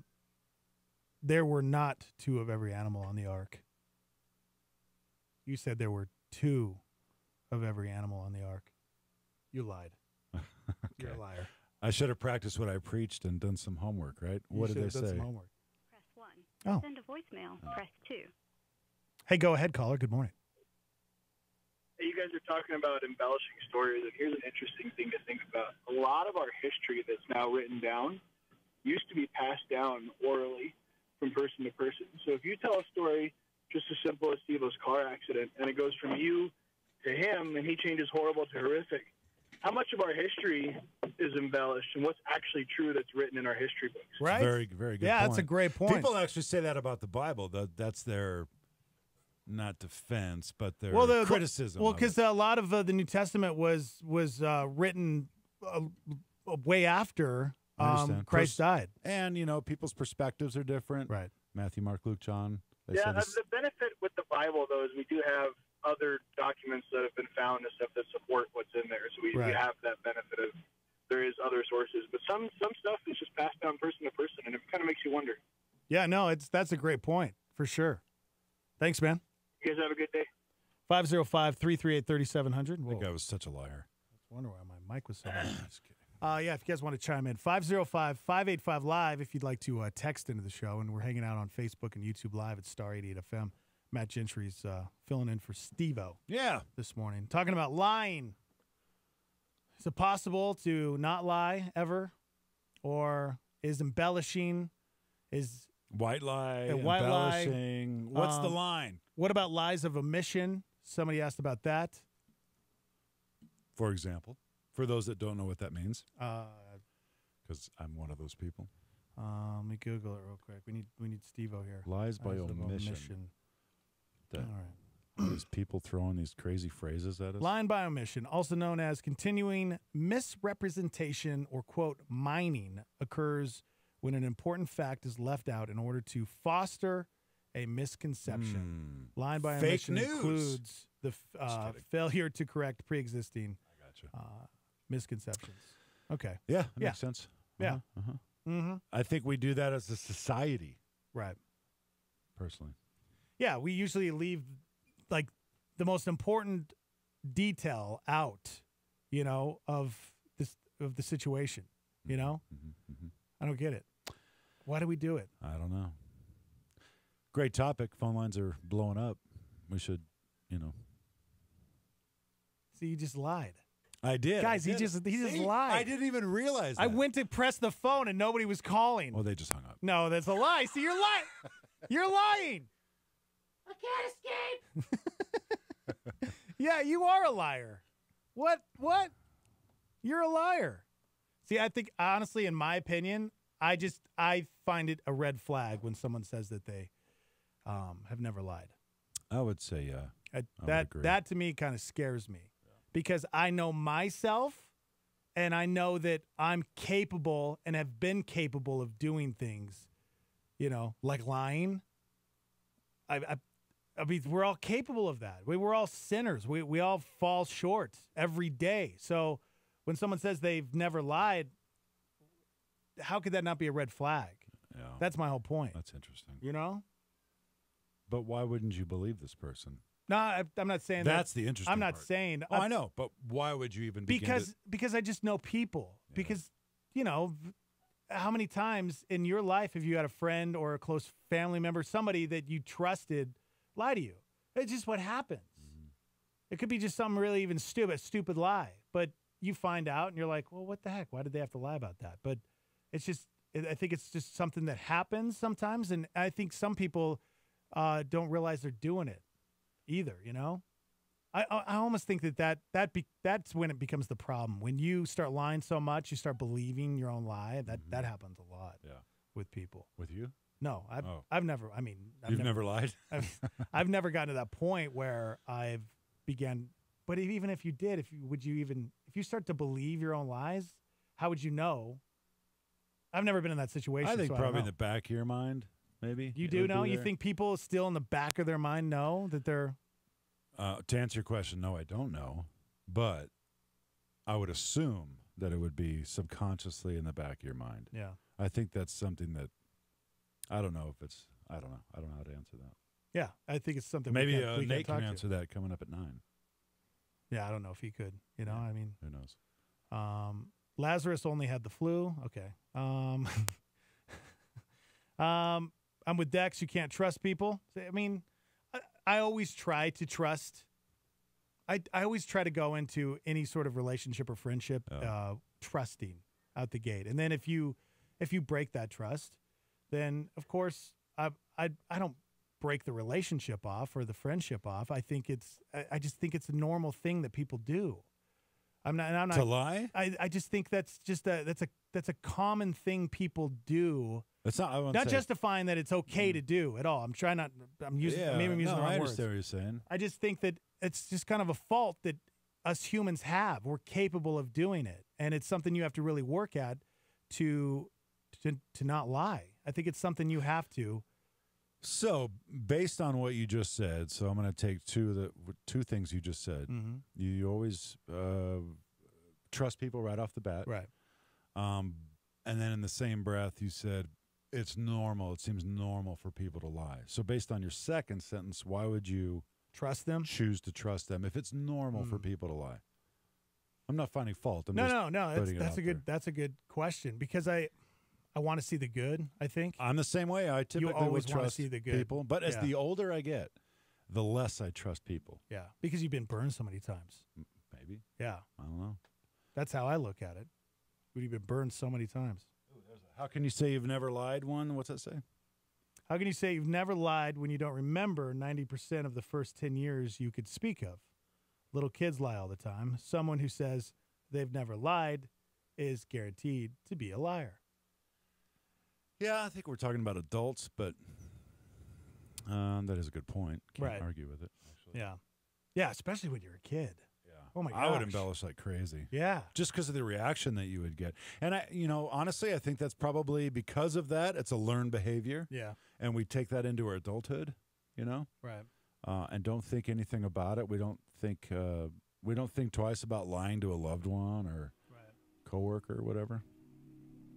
505-585-LIVE if you'd like to chime in on the conversation. We're also hanging out on Facebook and YouTube Live. It's Star 88 FM.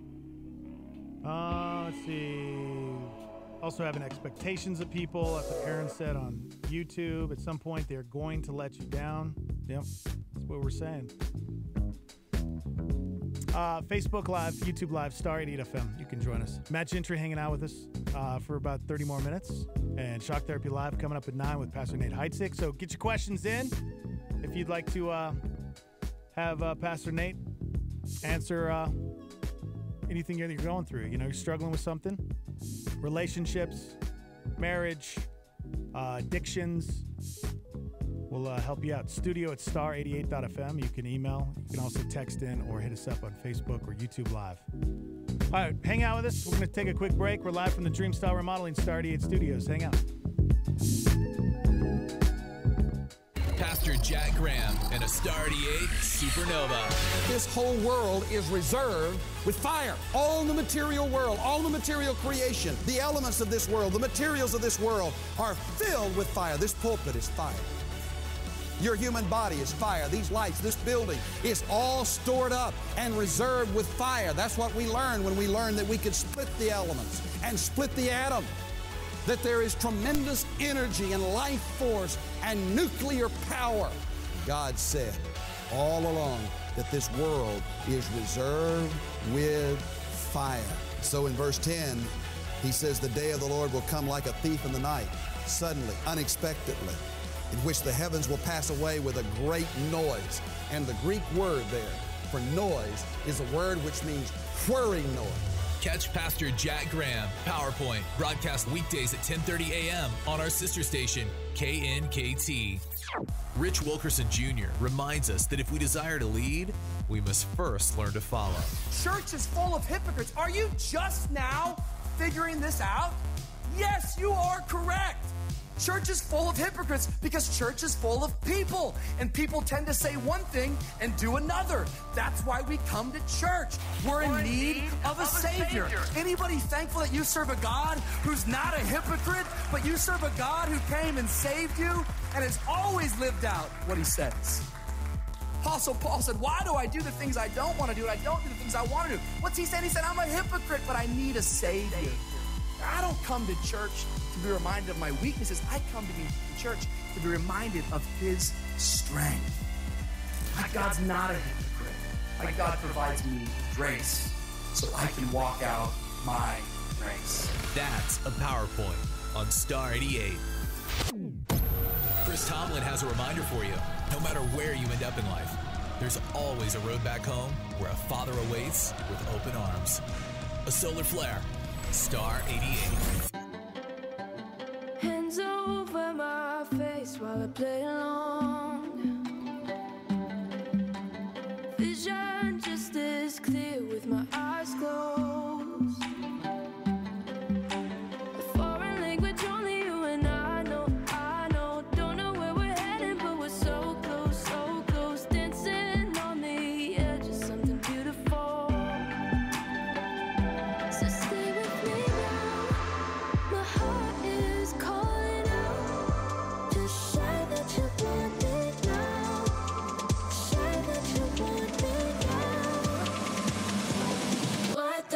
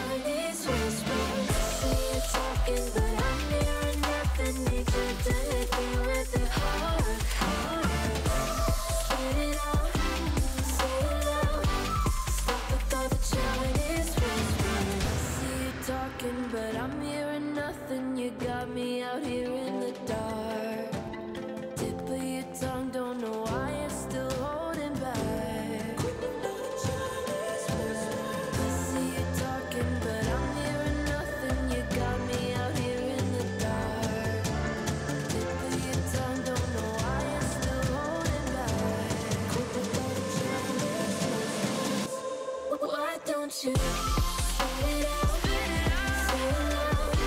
Stop with all the Chinese whispers. Spit it out, spit it out. Cope with all the Chinese whispers. Say you're talking, but I'm hearing nothing. Need you to hit me with it hard. Spit it out, say it loud. Stop with all the Chinese whispers. What's going on in the news today? Chris Collins, a Republican from New York, has been indicted on insider trading and securities fraud. Rick Gates, the government's key witness in the Paul Manafort bank and tax fraud trial, testify against his business partner and former Trump campaign chair. California's largest wildfire on record continues to grow. The National Interagency Fire Center says large fire activity continues in 14 states. The Academy Awards has approved new changes for the Oscars telecast, including a commitment to keep the show to 3 hours. A man shot and killed a female patient, then himself at a hospital.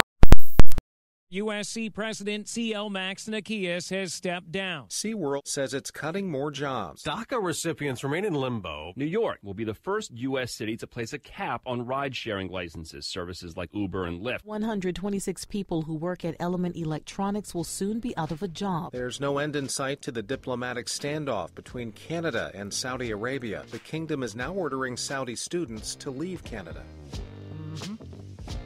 Real Life Church hosting the big event August 12th, 9 a.m. to 12 p.m. Here's what they're doing. They're giving haircuts. They're giving out pre-packaged, non-perishable food items, school supplies, hygiene products, clothes for free. Their goal is to spread the gospel to the community by providing families in need with school supplies as the kids get back to school. So if you're interested, maybe you're out there and you're in need, Real Life Church hosting the big event August 12th, 9 a.m. to 12 p.m. All the details at star88.fm. We're live from the Dreamstyle Remodeling Star 88 Studios. Matt Gentry filling in for Steve-O today. You can chime in on the show. Facebook, YouTube Live at Star 88FM. That's a beautiful dance you're doing on YouTube right now. Thanks, I love it. It's good.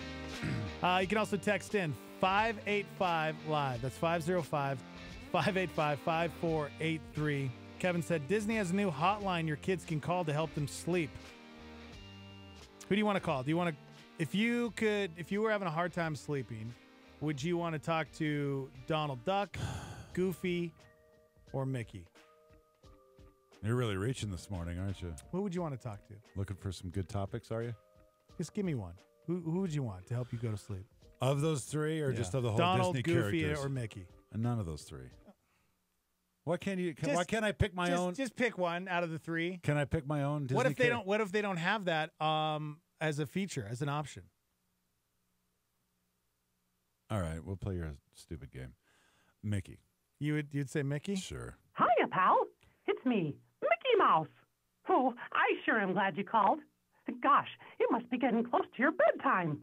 I bet by now you've brushed your teeth and gotten into your pajamas. Yeah. Well, that's great. Pluto and I just finished brushing our teeth, too. Tonight, I think I'll read Pluto his favorite story. It's about a brave dog who helps a lost bunny rabbit find his way home. Okay, not Well, Mickey. It's time. Okay, you know what? You're right. Stupid. Yeah, so apparently if you're having trouble getting your kids to bed, you can call Disney's Sleep Shop hotline and have them listen to pre-recorded messages from Mickey, Minnie, Donald Duck. Hello, I'm Donald Duck. And while it's your bedtime, it's bedtime for you. What? What did you just say, Donald Duck? Get out of here. Goofy. Howdy there. I'm Goofy. How about you? My pal Mickey and... You know, actually, that's a really good idea. I did this with my kids. I know Steve-O did it with his kids, with potty training. I think it was Jaden. She loved Spider-Man. Loved Spider-Man. So I got one of my friends to play Spider-Man, and I'm like, listen, if you go potty, Spider-Man is gonna call you. And I'll never forget the look on her face. She was just, oh my gosh. And so she got up on the toilet, and I called one of my friends, dude, you got to play Spider-Man, bro. All right, you got to talk to my daughter. And oh my gosh, she flipped out. She was talking to Spider-Man. That's pretty cool. I just Yeah. realized something. You were lying to your Oh my kids. gosh, you know what? I lied. You totally just Lies! lied. I did. Yeah, so maybe that's where we Yeah, well- learn is from our parents. What is? So is Is that a lie? Because you're trying. Yeah, dude, it's a yeah, lie. I What are you gonna mean, do? yeah. It's a lie. See, that's my whole point about the lying thing as well. I think sometimes we don't even know we're lying because I never would have thought that that's a lie. Like trying to get your kid to do something like getting potty trained and then telling them Spider-Man's on the phone, but it's not Spider-Man. I took a different route when it came to my kids and getting, if they wouldn't go to sleep or whatever, like you would get Elmo to call in or Spider-Man or whatever. I would get the Godfather to call in. Yes. Jason Voorhees. Who else? Michael. Yeah. Mike. What's his name? The guy with the mask? Mike Myers? Yes. Yeah. And my kids went to sleep pretty quick after Yeah, this. I bet. After, That's good parenting. That's good parenting. Thank you. Thinking about this as well. If there are any kids listening right now, probably shut out the radio like parents. The whole Christmas and Easter. Oh, yeah. So if you have children that love Christmas and Easter, and turn the radio off right now. Maybe you're lying to your kids. You should turn the radio off right now because that's lying, right? Oh. But then we justify it as, like I said, we always justify our lies. like man. we remember when we were kids and how magical that was, Sure. right? And Wow. so we as parents can justify and be like, I want my kids to experience that magic that I had when I was little, Yeah. even though I'm lying to them about this holiday. I don't want to say it. Just Look at because it's kids. Disneyland. Yeah. One big lie. It's one big lie. They're not real. No. You see, we are taught from this. We are taught this from a very young age. Wow. Of how to lie. So I blame my parents for my addiction to lying that I used to have. Yeah. What about, your grandpa and grandma? Why don't you blame them and their parents and their I guess I grandparents? could, sure. It probably just goes all the way back to the very beginning, Like Adam and Eve. Adam and Eve. There you go. Yep.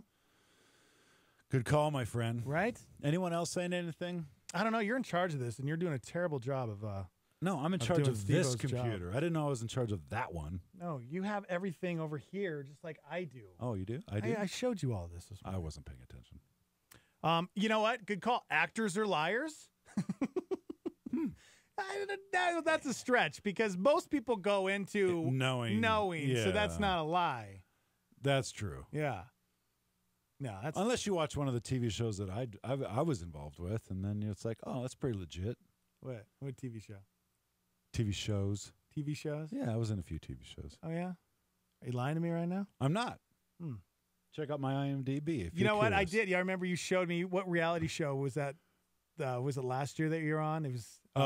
Pack Life or the Wolf The Pack thing? Life. Yeah. Oh my gosh, that was crazy That's because going to be on Animal Planet. so that's apparently. reality shows. Yeah. You would think that what like most reality shows we kind of know that it's staged, but I didn't know how far they went. It's you're totally an scripted. actor Yeah. playing somebody that works at a business on a reality show. It is a reality TV That's show. crazy to me. And I was written into it to create more drama. Okay. But still, the whole wolf thing, that's still a legit thing. yeah. I mean, it's a real organization. They and say the same thing about Duck Dynasty. Did you ever watch that show? I did. I mean, they all are owners of this giant, Duck Dynasty, where they make duck calls. That's all they did? But the whole thing is scripted. And they actually, in the show, they act like they work there at the factories. They're the ones who make the duck calls. No, they don't make the duck calls, They're liars. Yep. Someone said, well, technically everyone lies when it comes to I don't want to say it out loud, dude. Holidays. I'll say holidays. Yeah. All right? We got young ears, and I don't want to be that person that Exactly. you know what I'm saying? You want to chime in? Live line's open, 505-585-LIVE. You can also call in, 505-338-3700 if you'd like to call in, discuss. I mean, I don't know why we didn't think about that earlier, just about how Yeah, we're taught at an early age To learn behavior, it really is. to learn behavior and And it how we must be. justify it into not being a lie. Interesting. It really is. So I'm going to stick with my original statement. I think everybody has lied. They just don't realize it. Maybe that person just hasn't realized that they have, but it's impossible. You've had to have been involved in a lie in your life. If you've lived close to 40 years on this planet, I'm not buying that you've never lied before. Is it possible for someone to have never have lied? I'm not talking about Jesus. I'm just talking about these days. Right. Is that a In true my- statement? in my opinion, That's crazy in if my- you think about In it. my opinion, I don't think that's possible. I'd have to agree with you. Yeah. That's a tough one. Because I think that they just don't realize. Maybe they haven't realized that they've lied about something as simple as a made up Going to the grocery person store at and there's a no holiday, there's no price tag, and you're like, oh yeah, I think it was like 99 cents. Right. Oh, okay. Yeah. When you know that it was actually like $5. Yeah. Or whatever. That's a lie. I don't know, man. It's a great topic, guys. It is a good topic. Yep. Let's see. Yes, actors are professional deceivers. I mean, I don't know. That's a stretch. I don't know. Let's see. In other words, everyone does not lie, though some people do lie. The sin of lies is not a human condition. Okay. What does that mean? I don't know. Each man knows his own sin. I believe it is possible people can be honest and truthful. Well, yeah, I believe people can be honest and truthful as well. But I mean, the I'm not saying statement, that. I've never lied, that's just interesting to me. That's a great statement. Is one required to be a liar to be considered human? This person says no. Okay. Yeah, I don't think it's. See, I guess that's what I'm having a hard time wrapping my head around is I just think it's impossible to go through your life and not ever have lied. That's the only thing I'm saying. I'm not saying that it's required because maybe it is possible. Somebody asked, would you consider exaggerating a lie? Yeah, if it's not the truth. Yeah. I mean, that's just the way it is. Let's see. Bible's clear. If Philippians 4:13 is real, then yes, it's possible. But reality is this not likely going to happen? Okay. Interesting. Yeah. 505-585-LIVE if you'd like to chime in. Someone's selling teddy bears made out of raw chicken. Wait till you see this. When I saw this headline, I'm like, wait, they're making teddy bears made out of raw chicken? Oh, that's hilarious. You guys have to Google this because it's insane. This is the stuff that nightmares are made out of. There's a woman named Maggie in Louisiana. She's selling teddy bears made out of raw chicken on Facebook. She literally stitches together raw chicken parts in the shape of a teddy bear, and you can cook it and eat it. The bears look like something out of a horror movie.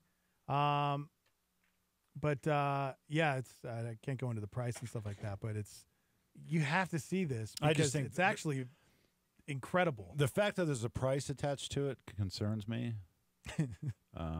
Would you eat that if you went to someone's house and they stitched together chicken to look like a teddy bear and served it, which cooked? Yeah. Well, yeah. Yeah. Yeah. If it was cooked, sure. Would you trust this person in your life after you saw that they made a teddy bear out of raw chicken? Sure. You would? Yeah. You wouldn't? That wouldn't be a red flag in your life? Possibly. Yeah. That's. I mean, I've never in my life heard of anybody doing this. Depends on when they served it to me, if they were lying to me. There's someone that says, when someone asks, how are you today? And our response is, I'm okay, is a lie. Good call. When we are not. Yeah. That's a lie, right? It is. Is it? Yeah. Well, if you're not okay and you're saying, oh, everything's great, man. I'm doing great. Yeah. And you're not, you're a liar. That's a good point. That's one thing I actually have started to get better at is that telling the statement. truth. Well, that statement of when you run into somebody and they're like, "Hey, man, how you been?" And I'm like, "Oh, I'm great."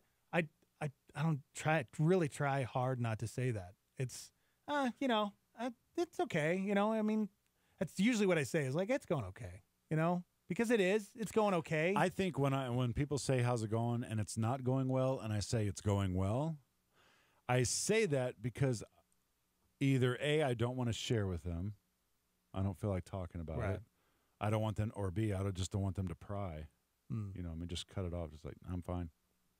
Yeah, because if you do the whole, things are not good right now. It's like, you know what? What's going on? Let's talk, man. You have to be careful who you share with. Hey, dude, man. what's going on? Talk to me. I learned What's that a going on? long time ago. Oh, you and me both. You don't share your personal. Like a lot of stuff you're going through, whatever, with any Joe that'll listen. You have to be pretty strategic, right? Because people will hold that against you.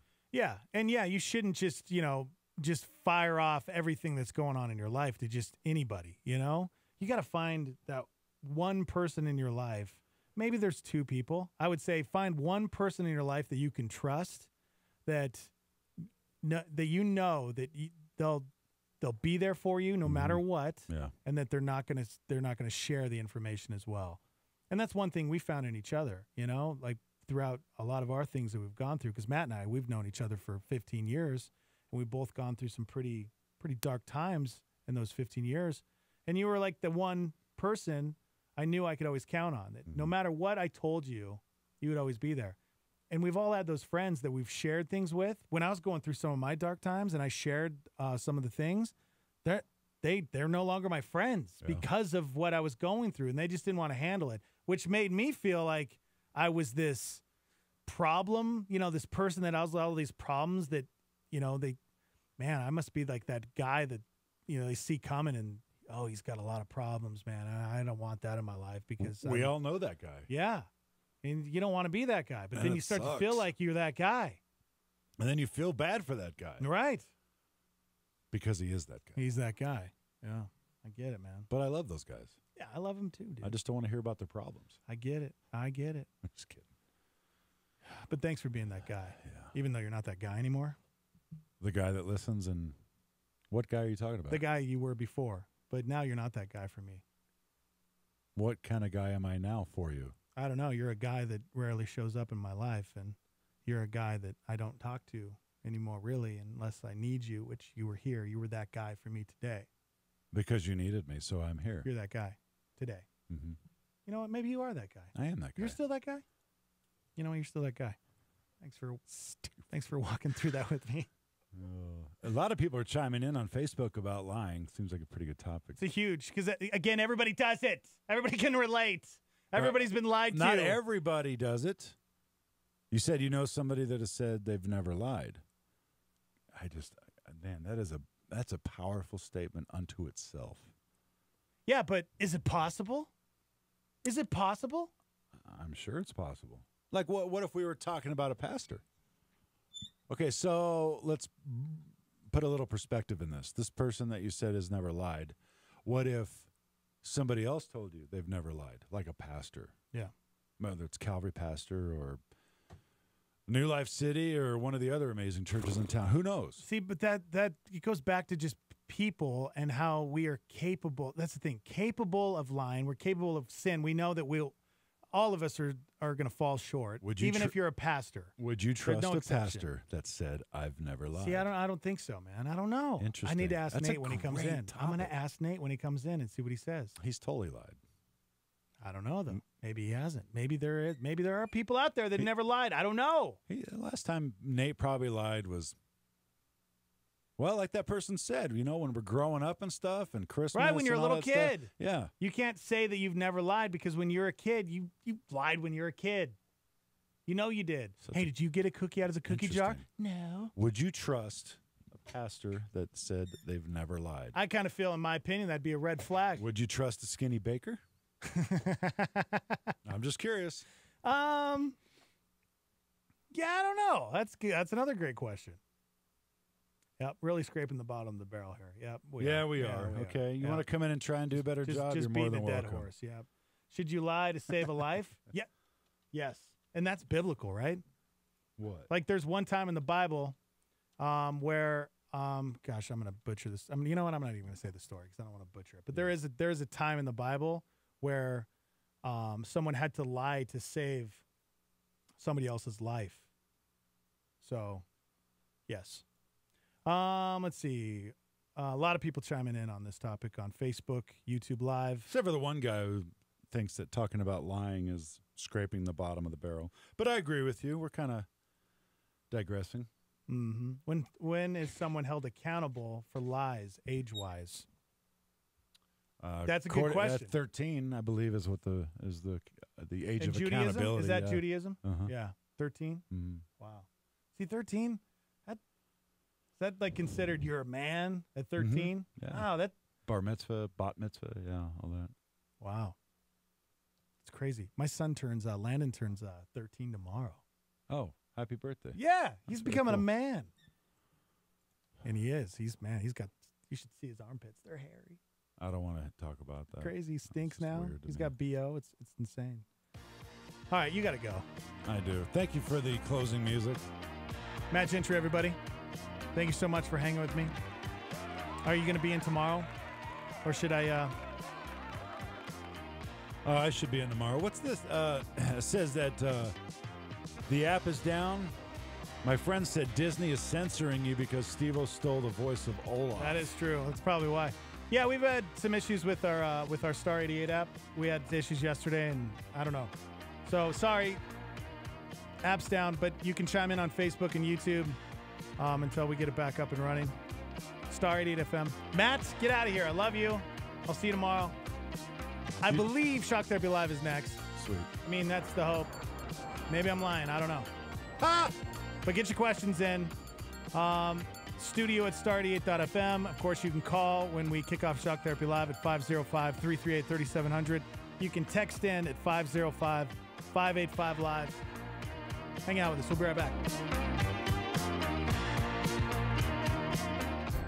Evangel Christian Academy is a private school that is Christ-centered for tomorrow's leaders. With affordable tuition, small classes, a great sports program, and a secure facility, Evangel strives to equip students for the work God has for them. Our high school utilizes dual credit through C&M by offering 4 courses on our academy campus taught by our staff.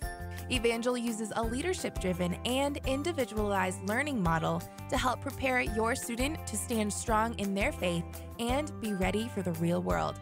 To further speak to individual students with various circumstances, we have a Christian-focused online homebound program for up to 20 students, grade 6 through 12. For more information about our programs, grade K through 12, please call 505-883-4674 or go online to ecanm.info. That's ecanm.info. Tony Evans. This is a Star 88 Supernova. Too tired to pray? Too distracted to read your Bible? You have to drag yourself to church. That's because you're dealing with an empty soul. You have grown spiritually weary. And no matter how hard you look, you can't find God. You read the Psalms, most of which written by David, and you see a man who is regularly spiritually drained. Oh, my soul, he says in Psalm 42, why are you so disquieted within me? Oh, my soul, why are you so dry? Desert, as the deer pants after a water brook, looking for something to quench its thirst, so my soul looks for you. That was Pastor Tony Evans on a Star 88 Supernova.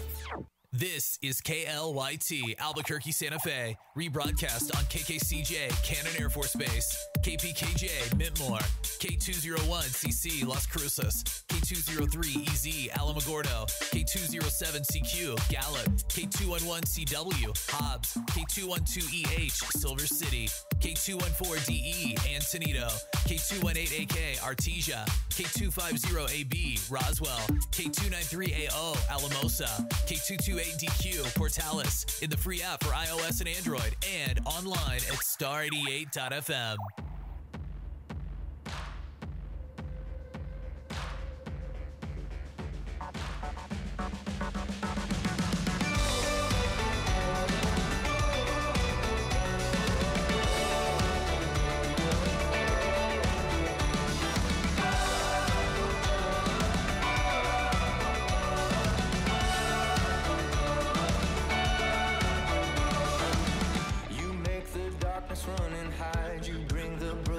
back to life. Only you can, only you can. You set me free from every chain. You fill my heart with songs of praise.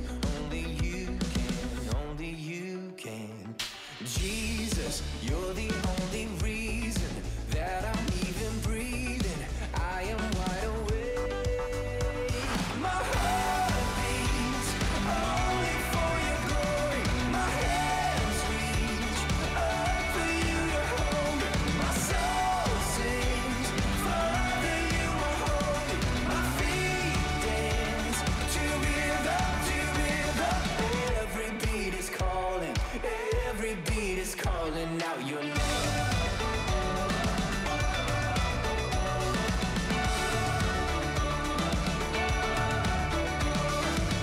You left the glory of your throne to bring this runaway back home. Only you can, only you can. You give me love, you give me life, you keep me dancing through the night. Only you can, only you can. My heart beats only for your glory. My hands reach up for you to hold me. My soul sings, Father, you are holy. My feet dance to rhythm, to rhythm. Every beat is calling, every beat is calling out your name. Every beat is calling, every beat is calling out your name.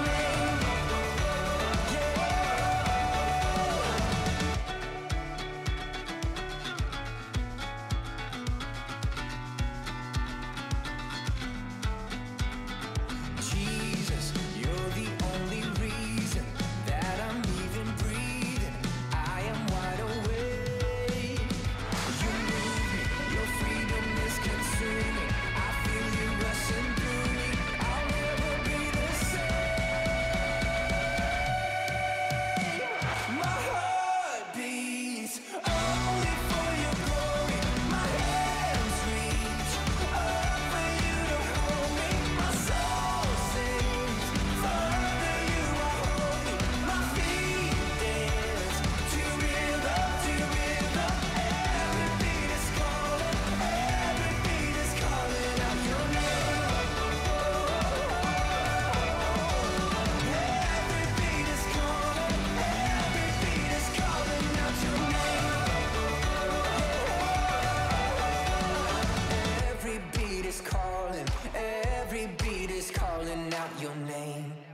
The Morning Invasion brings you Shock Therapy Live, featuring Pastor Nate Heitzig. Call now, 338-3700, or email us at studio@star88.fm. Well, that's right, everybody. Welcome to the show. Shock Therapy Live is in session with Pastor Nate Heitzig. Oh, you're right. Sorry, wrong mic. Boom. Hey, man, how are you? Good, man. How are you? Doing good. We were just Doing better than Steve-O. just talking about Steve-O during the break. And if you didn't know, for all you new people tuning in right now, Steve-O got into a really bad car accident yesterday. And he's okay.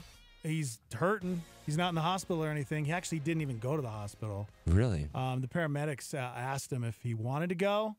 They checked his vitals, and they said, your vitals are okay.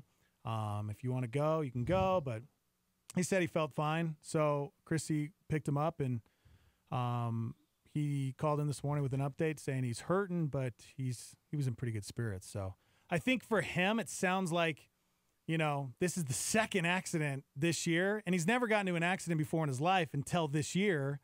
So, someone's trying to take him out, which I was driving home yesterday, 10 and 2 the whole way, just like paranoid. Who's trying to take us out, man? I can't imagine what he's feeling, Dude. Oh, my gosh. I can't even imagine. He's had back issues. Getting in a car accident is like the worst. I mean, it's the worst experience. Yeah. It's just not fun. Dealing with all the crap afterwards, insurance companies. You were was it this year with the motorcycle It accident? was last year. Yeah, I was Okay. on a motorcycle where I smashed into a car, got ran over. You would have been dead if you weren't wearing a helmet, Oh, right? yeah. Dude, it's not fun. I can't even imagine. I've never been in a really, really bad accident. I've ran into the back of somebody before. I've been in a few. I've totaled 2 cars. Yeah. Yeah. It's not Totaled fun. two Totaled cars. 2 cars. When you were younger? When I was younger, yeah. My first car that I had, a Volvo 850 in 93. I totaled that. I ran through a red light and T-boned a car. Oh, my gosh. And that was gnarly. That was bad. And the worst part is my car didn't have airbags. Oh, man. Because I had gotten into a car accident like 8 months earlier where the airbags deployed after the accident was over. Like, they were bad airbags. Oh, my gosh. And they deployed randomly. And so my car didn't have airbags in it when I got in this accident. And then the second time I totaled a car, I was driving in California on the 73 in my Jeep, and one of my big tires blew out and caused me to pull into the left into the median on a toll road. And in the toll road in California, they have these huge grates that are like 2 feet tall, 3 feet tall, that are made of metal over the sewer grates. And I hit one of those, and it caused my car to launch up in the air like a ramp. And so I flew in the air, but it also ripped my oil pan. It caught a spark. So when I landed on the ground, I had fire dripping from my Jeep. Oh, my gosh. And so I ran from the Jeep, and I just sat You were there. waiting for the I was explosion? waiting for it to blow up. It's not like the movies. It's not like It the is movies. not like the movies. Yeah, like when they flick the cigarette at the gas station. That doesn't happen in real No, life. Like, that doesn't. doesn't. Yeah. That's. So that was gnarly. You can grab my microphone. You can go ahead and grab it. Yeah, so I've been in 2 bad car accidents and a bad motorcycle accident. So actually, Yeah. so I've totaled 3 vehicles. I've totaled my Volvo, my Jeep, and my motorcycle. You shouldn't be allowed to drive anything, I feel like, at this point. That's how I feel about Steve-O. Right? Dude, poor guy. Yeah, I'm going to pick him up the rest of the year. He's not driving. And by the way, you were giving terrible biblical advice about lying. That's why I didn't go into detail. So Nate. the story about someone lying to save a life, they got in trouble for doing it. It was Abraham. They got in trouble? Yeah, it was Abraham and his wife Sarah, and they went into the land of a king. Right, And they the were king, hiding, right? And the king liked Sarah. Sarah, Abraham's wife, and Abraham lied and told the king that Sarah was his sister, so that they I'm wouldn't thinking of get another killed. story. What was the story of the girl that was hiding out? She was hiding in a room, and I guess soldiers Are you came in. thinking about Rahab, who let down the scarlet thread? Yeah, she wasn't that a lie? She Where didn't lie. Like they said that the person wasn't there, but they were there because if they found out, they would have killed her. And this is in the Bible, I think. I heard it in a sermon once. I'm trying to think. I can't remember. I just can't remember. I'll have to go into that story a bit more. Okay, so I have an argument for lying. Yes, Oh, man. Well, yeah. not like an argument for it. Because but like, I mentioned, is it possible for somebody to go through their whole life without lying? I don't think that's possible. But when you were saying like, oh, you lie to your kids when you pretend that you're a character, those Mhm. characters are make believe. They're not real. Yeah, but the kids don't know that. Yes, they do. No, I've what- never told my kids that like Aladdin or Lion King or those Even guys when are they're real. really, really little? Yeah, I never said that Really? they were real, but I did use like with Cadence with Potty. I told her like, oh, Elsa's calling, and it was really my mom, but Yeah. she had a disguised voice. But I mean, I never was like, Elsa's real. Yeah. So I don't know Well, if it would. It's completely I guess lying. that one's kind of a like stretch. even like when you have a make believe character who's like not even real. I mean, it's animation. I don't know. Like if Mm. you think about if you said, oh, but they are real. No, the character even at They're Disneyland, every actors, person, basically. yes, You could acting, say, and okay, it's a that one's different a person stretch. every time. Good call. What about holidays and stuff? You know, with the whole. See, I've never lied about that. But parents that do. Parents lie? do. That's Yeah, but I'm not good with grew, that. I About grew Santa? up. Ooh, We've talked about Easy, this. bro. Easy, bro. He No, doesn't no, say no. that name on the air. He didn't want to be the. Yeah, I don't. You want to be that person? That 100%. Kids are in the car right now, and they're like, "Oh my God, 100%. what? You lied to me." 100%. I You want to be that person. Yeah. See, I grew Because up this not is my believing issue. in Santa. My so I issue with never telling your kids about Santa told- or the Easter Bunny or things like that is you tell them they're real for long enough, and oh yeah, they're real, they're real, they're real. And then when they get to the age of understanding where they understand it's not real, they then question all the Bible stories that you Right. told Is them. Jesus real? Is I've never Jesus seen real? him. You told me, yeah. You told me he was real. Why would you lie about one thing and not the other? Yeah, that's a good call.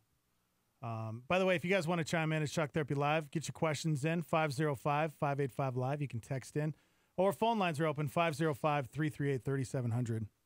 You're trying to find that story, aren't you? Yes. What are you trying to Rahab. find? It's in Joshua. It's Joshua?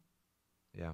I think I'm right, man. I think there was a Well, situation she where hid them, She but hid them. but soldiers didn't come looking for them. She hid them in barley flax to keep them safe, and then she told them, "Hey, if I protect you, will you protect me?" My family, yeah. And so the story is she hid them in big piles of flax. Okay. And then when they went and they escaped from the city, They went back to the city to give word to Joshua. They told Rahab, when we come into the city, let down a scarlet thread from your window, and we'll know not to attack your house and not to kill you.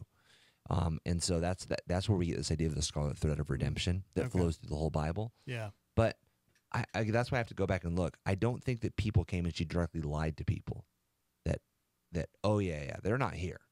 For me, what she did would be tantamount to what Bible smugglers in China do. Right. They hide Bibles. They're smuggling Bibles. So I don't know. Yeah. Okay. For me, the thing with lying, with any of those things, it goes back to something that I've said on here before. What's right is always right. What's wrong is always right. What's wrong is always wrong. Right. What's wrong is never right, and what's right is never wrong. So we can't, sin should never be a way to get to doing something that's right. Okay. We need to trust that the Lord's going to be our vindicator, that he's going to be our defense, and what's right is always right. What's wrong is always wrong, and what's wrong is never right. So yeah, I like it. 505-585-LIVE. You want to text into the show. All right. Chris emailed in and said, I've been having this thought recently as I ride in the car with my children and daughter in particular. She flips through the channels and is mostly focuses on hip-hop or alternative stations. There are really only 2 Christian stations that play music in our area, and they're pretty weak in terms of the variety and quality of the music they play. Hey, man, where does this guy live? Right? I'm going to punch him in the face. Well, I constantly am directing my daughter back to those stations. No hip-hop is the rule. That any Taylor Swift, I can stand Taylor Swift. She is a no-go in our household. Oh, you can't stand her. Yeah. The local alternative and hip-hop stations are playing tons of Imagine Dragons, which I like. They're also overplaying the Weezer remake. Where's this person going with this I question? don't know. Anyway, I digress. I completely feel for my kids since I know there is so much more quality music out there with a positive message. And you guys play a lot of it, but they don't have access to it. I feel like you guys should consider taking it to the next level. Satellite radio. What? Okay. So where's this person live? Let's see. Chris doesn't say where he lives. No. So this isn't really a Shock Therapy Live question. It's like hey, will you guys go on satellite radio? Well, Nate, question? if anybody can do it, you can do it. So maybe it's the maybe right time. Dude, it's so expensive to go on satellite Is it radio. really? Because it's XM. That's the only option you have. And see, if they pay those shows that you hear on there, a lot of them pay for it. The message is on there.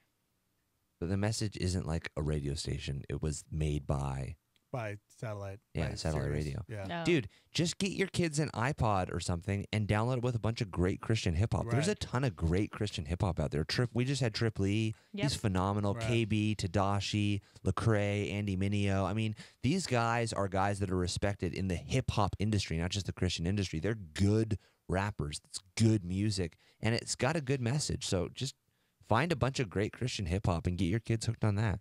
Yeah, they're wondering if we could simulcast on satellite radio. But I don't Well, think they this is why understand. if you would like, you'd like to fund invest, it. we would be happy to do Yeah, that. right? I'd love to do it. Yeah. We're a listener-supported station, so if you want to support us going on XM Radio, we'll go on XM Radio. If you don't want to support us going on XM Radio, don't ask us to go on XM Radio. Yeah. Yeah, I remember when satellite first broke out, it was the death of radio. Yeah. It was like, oh my gosh, what's going to happen? And then nothing happened. Because I even had satellite at one point, and I found myself, it was almost like when you have satellite TV, you watch 2 channels out of the thousands of channels you get. It was the same thing with Yeah. satellite radio. There was like 1 or 2 channels that I would listen to, and the rest were just Because you have like a whole block dedicated to reggae music. Yeah. So if you love reggae music, that's awesome. But if you don't, you never listen to that. You have a whole block dedicated to jazz. Right. Those are the stations on FM radio that you quickly skip past to get to the good radio stations.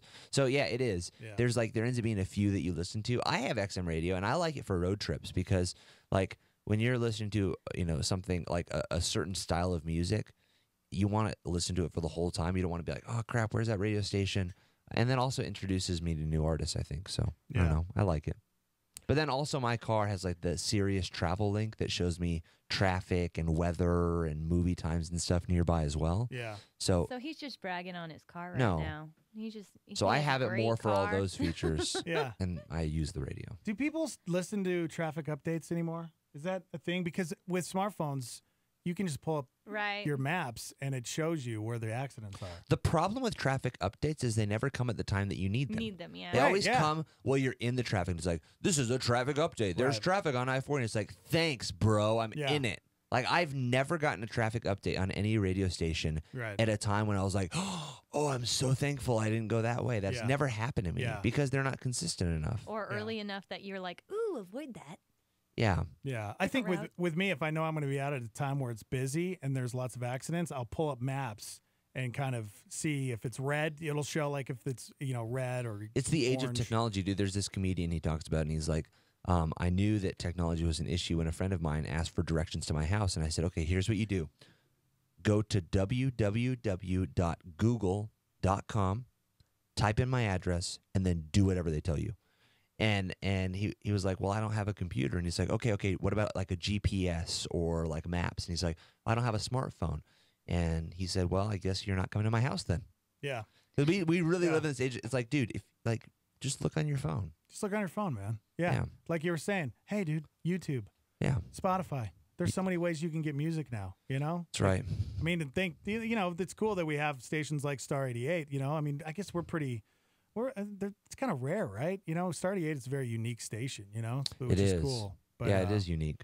I guess while we wait for questions to pour in, because so far we don't have any questions. Dude, so, come on, call us. You can call in 505-338-3700. What about the live line? Did we check the live line? That's where Steve Live always line, gets his questions. Yeah, we're waiting on the live line. So get your questions in. Pastor Nate, Janae Heidsicker hanging out. I guess while we wait, we were talking yesterday about the whole Greg Laurie situation in the Billboard. I didn't hear about that. You haven't heard about this? No. So Harvest is coming to Orange County. Yeah. And so they put up some Well, they're billboards. in Orange County. Yeah, they're in. But yeah, they put billboards up in Orange County talking about Harvest, the next Harvest dates. And it was a picture of Greg Laurie holding a Bible, and it had the dates of Harvest. Billboard company said, yeah, we are getting a lot of people complaining about this. So we're gonna take the billboard down. Well, they sent a picture in saying, okay, we'll take the word Bible off of the book, and they even got to the point where they took Greg completely off of it and just put the dates up. And the billboard company said, sorry, we're going to refund the money. And yeah, Billboard is down. So we started talking about censorship yesterday. And Gosh, freedom of speech. I Freedom guarantee of if there was a speech. huge gay pride rally thing that they wouldn't bat an eye. Well, we're trying to get an interview with somebody from the Billboard company to ask questions, because I want to know, like, is this across the board with any religious, billboard, Or not even just any religious, any opinion billboard. any opinion, right? Exactly. Well, like it's not. So We know it's not. Well, that's why I'm curious, like asking that question, because if you're going to make that stance, then you have to make that stance that unless it's a business selling a product, we're not going to allow them to put up a billboard. Yeah. No. Yeah. Well, that's what we talked about. Was it's a privately owned business, and recently Spotify, Apple Music, Facebook, they banned what's the guy's name that he's the shock jock guy, that conspiracy theory guy. What was his name?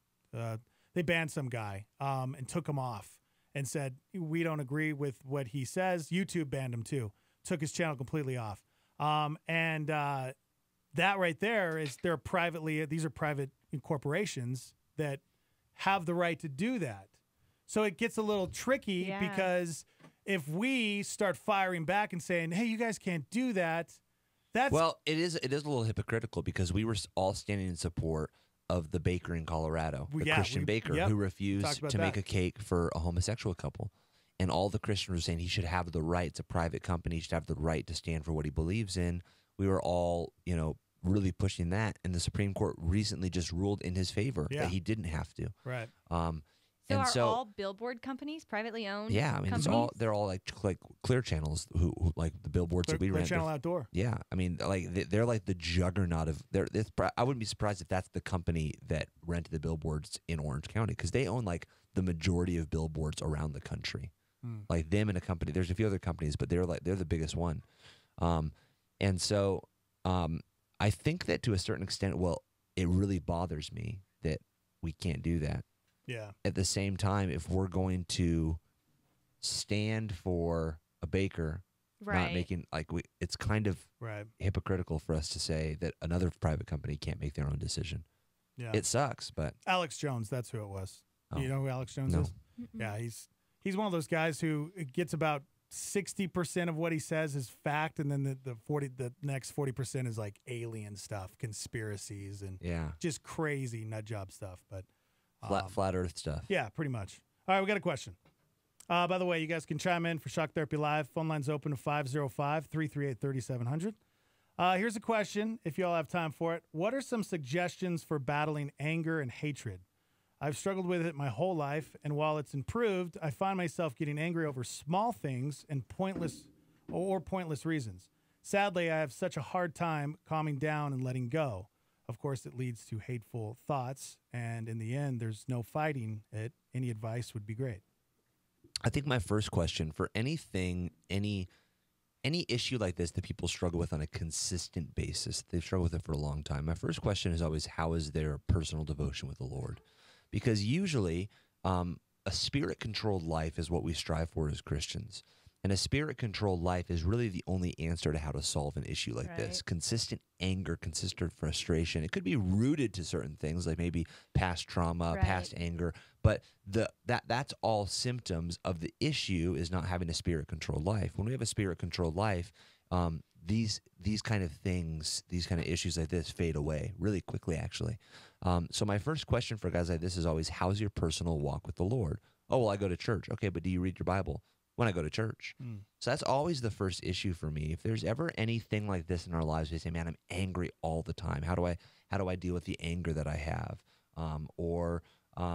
Even sometimes depression. Some people, obviously there is a medical issue there as well, but there's a lot of things like this that I really believe the answer is a spirit-controlled life. And I really believe if we dig into the Word, start reading the Bible, start really focusing on our walk with God, and we start allowing the Spirit to control us, these kind of things will mend and will solve themselves. And so part of the hard part with this is there's not a Band-Aid fix for this. There's not a Band-Aid fix for not being controlled by the Spirit. When we get into the fruits of the Spirit and the works of the flesh, that's really where we see this dichotomy. You know, the works of the flesh are evident, anger and strife and envy. The works of the Spirit are also evident, love, peace, joy, long-suffering, patience, kindness, goodness, all these things. It's really the marks of the flesh and the marks of the Spirit. And so there's not an easy Band-Aid for the marks of the flesh. It's playing the long game, and it's transitioning your life from the works of the flesh to the fruits of the Spirit. That's the only way that you can really solve that issue.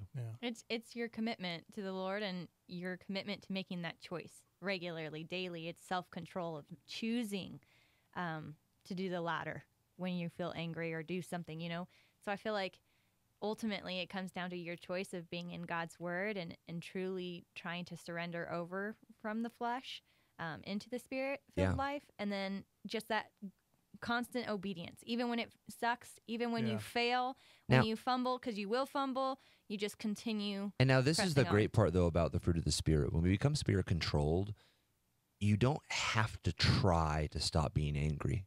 It will happen on its own. So sure, it's harder because you got to play the long game there and you can't just fix it. Like me in our culture, especially as men, just want to fix it. Like, how do I fix it right now? Sometimes you can't just fix it right now. Sometimes you got to play the long game. But the benefit is you don't have to strive to stop being angry. When you start being spirit controlled, the Spirit will do the work and He'll take care of the other issues there. He'll begin to cleanse that. He'll begin to wash that away. So when we focus on the fruit, the flesh, the works of the flesh will naturally dissipate. When we focus on the works of the flesh, we're just focusing on that. How do I fix that? How do I fix that? How do I fix that? It'll never fix itself. You got to keep your eyes on the prize, keep your eyes on the cross, become Spirit controlled, and watch how it grows. I think he responded. I want to see what he said. I've come a long way with my dedication and how I serve. It just feels like it's never going to go away sometimes, like it's always in the back of my mind somewhere. I feel like that's kind of like having a thorn in your flesh. I think we all have inclinations, all have natural tendencies. If I live in the flesh, I can be a bitter person. I can be someone who's unforgiving. And when I'm placed in that position where somebody has wronged me or there's a situation that I disagree with, I have the natural inclination to go, ugh, I'm frustrated and get mad. But then I have that choice to go, I'm not going to dwell on this. It's not going to help me. And I'm going to give that to God, or I'm going to just not even go there. So I think it has to do with that obedience. And I think a couple other things. Number one, we've actually been dealing with our son with this. Our son, by the course of being at school and by the course of just watching media, has learned bad words. And so every now and then he'll say, Dad, I'm thinking of a bad word because his sister bothered him or I did something he didn't like. And we're trying to teach him through this idea that, look, Seth, it's one thing to think it, but it's another thing to say it. And guess what? It's the same thing if I tell you, hey, Dex, I hate you, or if I say, hey, Dex, I would just want to apologize because I was just thinking that I hate you. It's the same thing. Yeah. So we're talking to him about this idea that it's one thing to think it and feel it, but when you feel that, talk to God about that. Confess that to God. Yeah. You don't need to confess that to someone else because it's tantamount to doing it. Right. Yeah. And God's looking at your actions, not just your thoughts. And so we need to play this out in this mentality that something we've said before is that your heart and your mind will follow your actions. And so if we dictate our actions, then our heart and mind will follow it. So if someone cuts us off and we get really angry and we're like, oh my gosh, I hate that person. If we stop and say, okay, I'm spirit-filled, so I'm going to control my thoughts. I'm going to control what I'm feeling. I'm going to pray for that person right now out loud. Lord, I pray for that person. I pray that you would keep them safe on the road. I pray that they wouldn't get in a car accident. Yeah. I pray that you'd protect them. And we begin to dictate our actions. Our heart and our mind will eventually follow our actions. And eventually you'll stop thinking those things because you'll start living and practicing a spirit-filled life rather than a flesh-filled life. Yeah. So if we begin to practice a spirit-filled life, your heart and your mind will follow that as well. Yeah, I think it is a long game, but I do think once you begin and practice it, the time frame of feeling that frustration, that anger, that bitterness, or whatever it is, it shortens. Yeah. It gets smaller and smaller and smaller, and you realize, like, I can do this with God. I can if I just choose to. So I think the gap gets smaller. Right now, it might feel like, oh my gosh, all the time, I can't do this anymore. But keep going forward, and it will get We had shorter. two callers. We lost one, but we got another one. Yeah, phone lines are open, 505-338-3700, and we got some questions pouring in on the live line. Good morning. Yeah, good morning. How are you guys? Hey, Good, how are you? Buck, what are you doing? Oh, I'm not caller today. I'm Buck. You know what? This is a professional hour. I would really appreciate it if you'd be very professional and courteous. Okay, sir? Oh, whatever. You know, I liked you guys' answers for that last question. And can I add a thought? Totally. Yeah. So one of the things that I think about, like when I think about myself when I'm getting angry, is, you know, for me, I believe it circles back to idolatry because I think I get into the mode of like, you know, I'm angry for a reason. I'm angry because I don't feel the comfort that I feel like I deserve, or I feel like I've been wronged. And I think what I do in those situations is it's total idolatry, because what I'm doing is I'm putting myself in God's place and saying, you know what, I need to be worshiped and I need things to go my way. So I have to look at my heart when I get into those situations, say, is this righteous anger? Is this anger that That's is good. a righteous anger, or is this me looking at myself saying, you know what, I'm in God's position right now and I should be worshipped and I'm not, so I'm mad. That's good. That's really good, Buck. Yeah. And, you know, it even brings up another thing that actually we should talk about is righteous anger. Like, when is it okay to have righteous anger? And I bring this up because even Jesus, when he hung out, so Jesus had a moment of righteous anger when he overturned the tax collectors and the merchants in the temple. But I always go to the cross as well, because there's this moment when Jesus hung on the cross and he was being crucified that in my mind, I'm like, okay, that's the perfect time for righteous anger. Like, literally, the Son of Man's being crucified by religious leaders. Like, come on, get angry. And what Jesus says is, Father, forgive them, for they know not what they do, to these people who are crucifying him. And so I always balance that out. Like, man, when is the right time for righteous anger? And when is the right time to ask God to forgive people?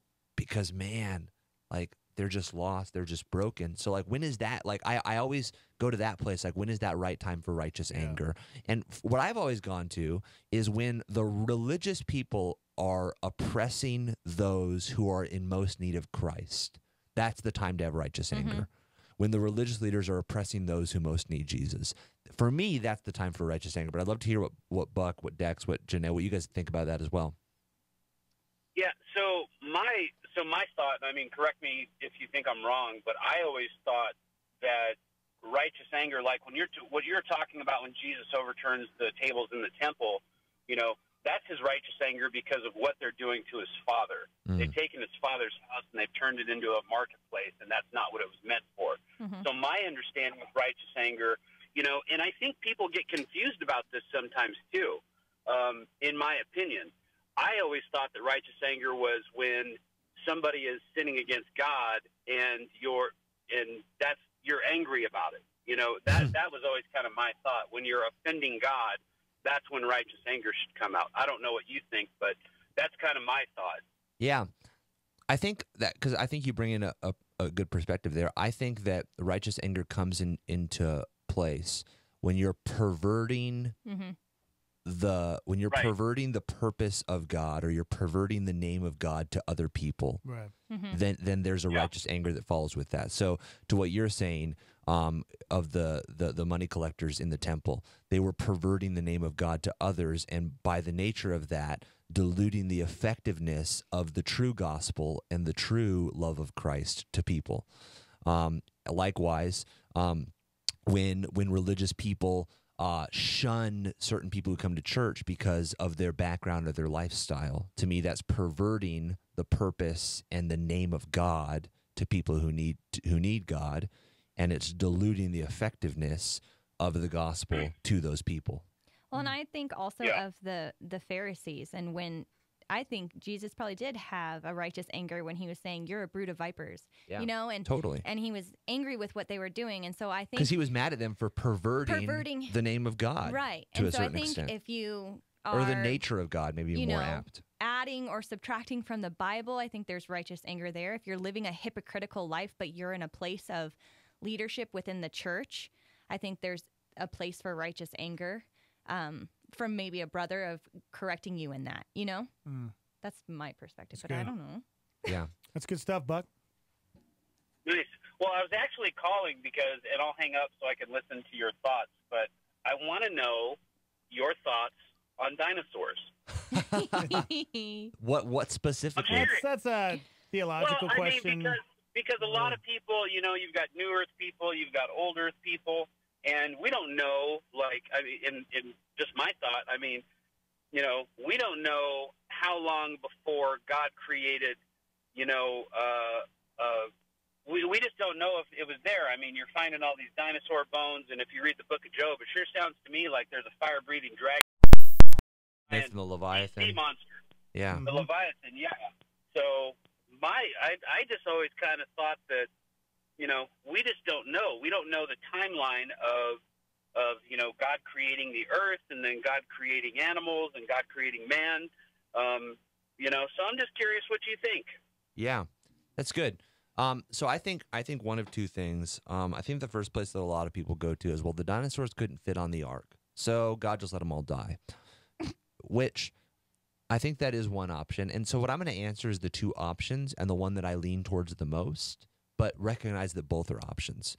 So the option number one for me is that God, when he took species and kinds on the ark, he didn't take every single species, he took every single kind.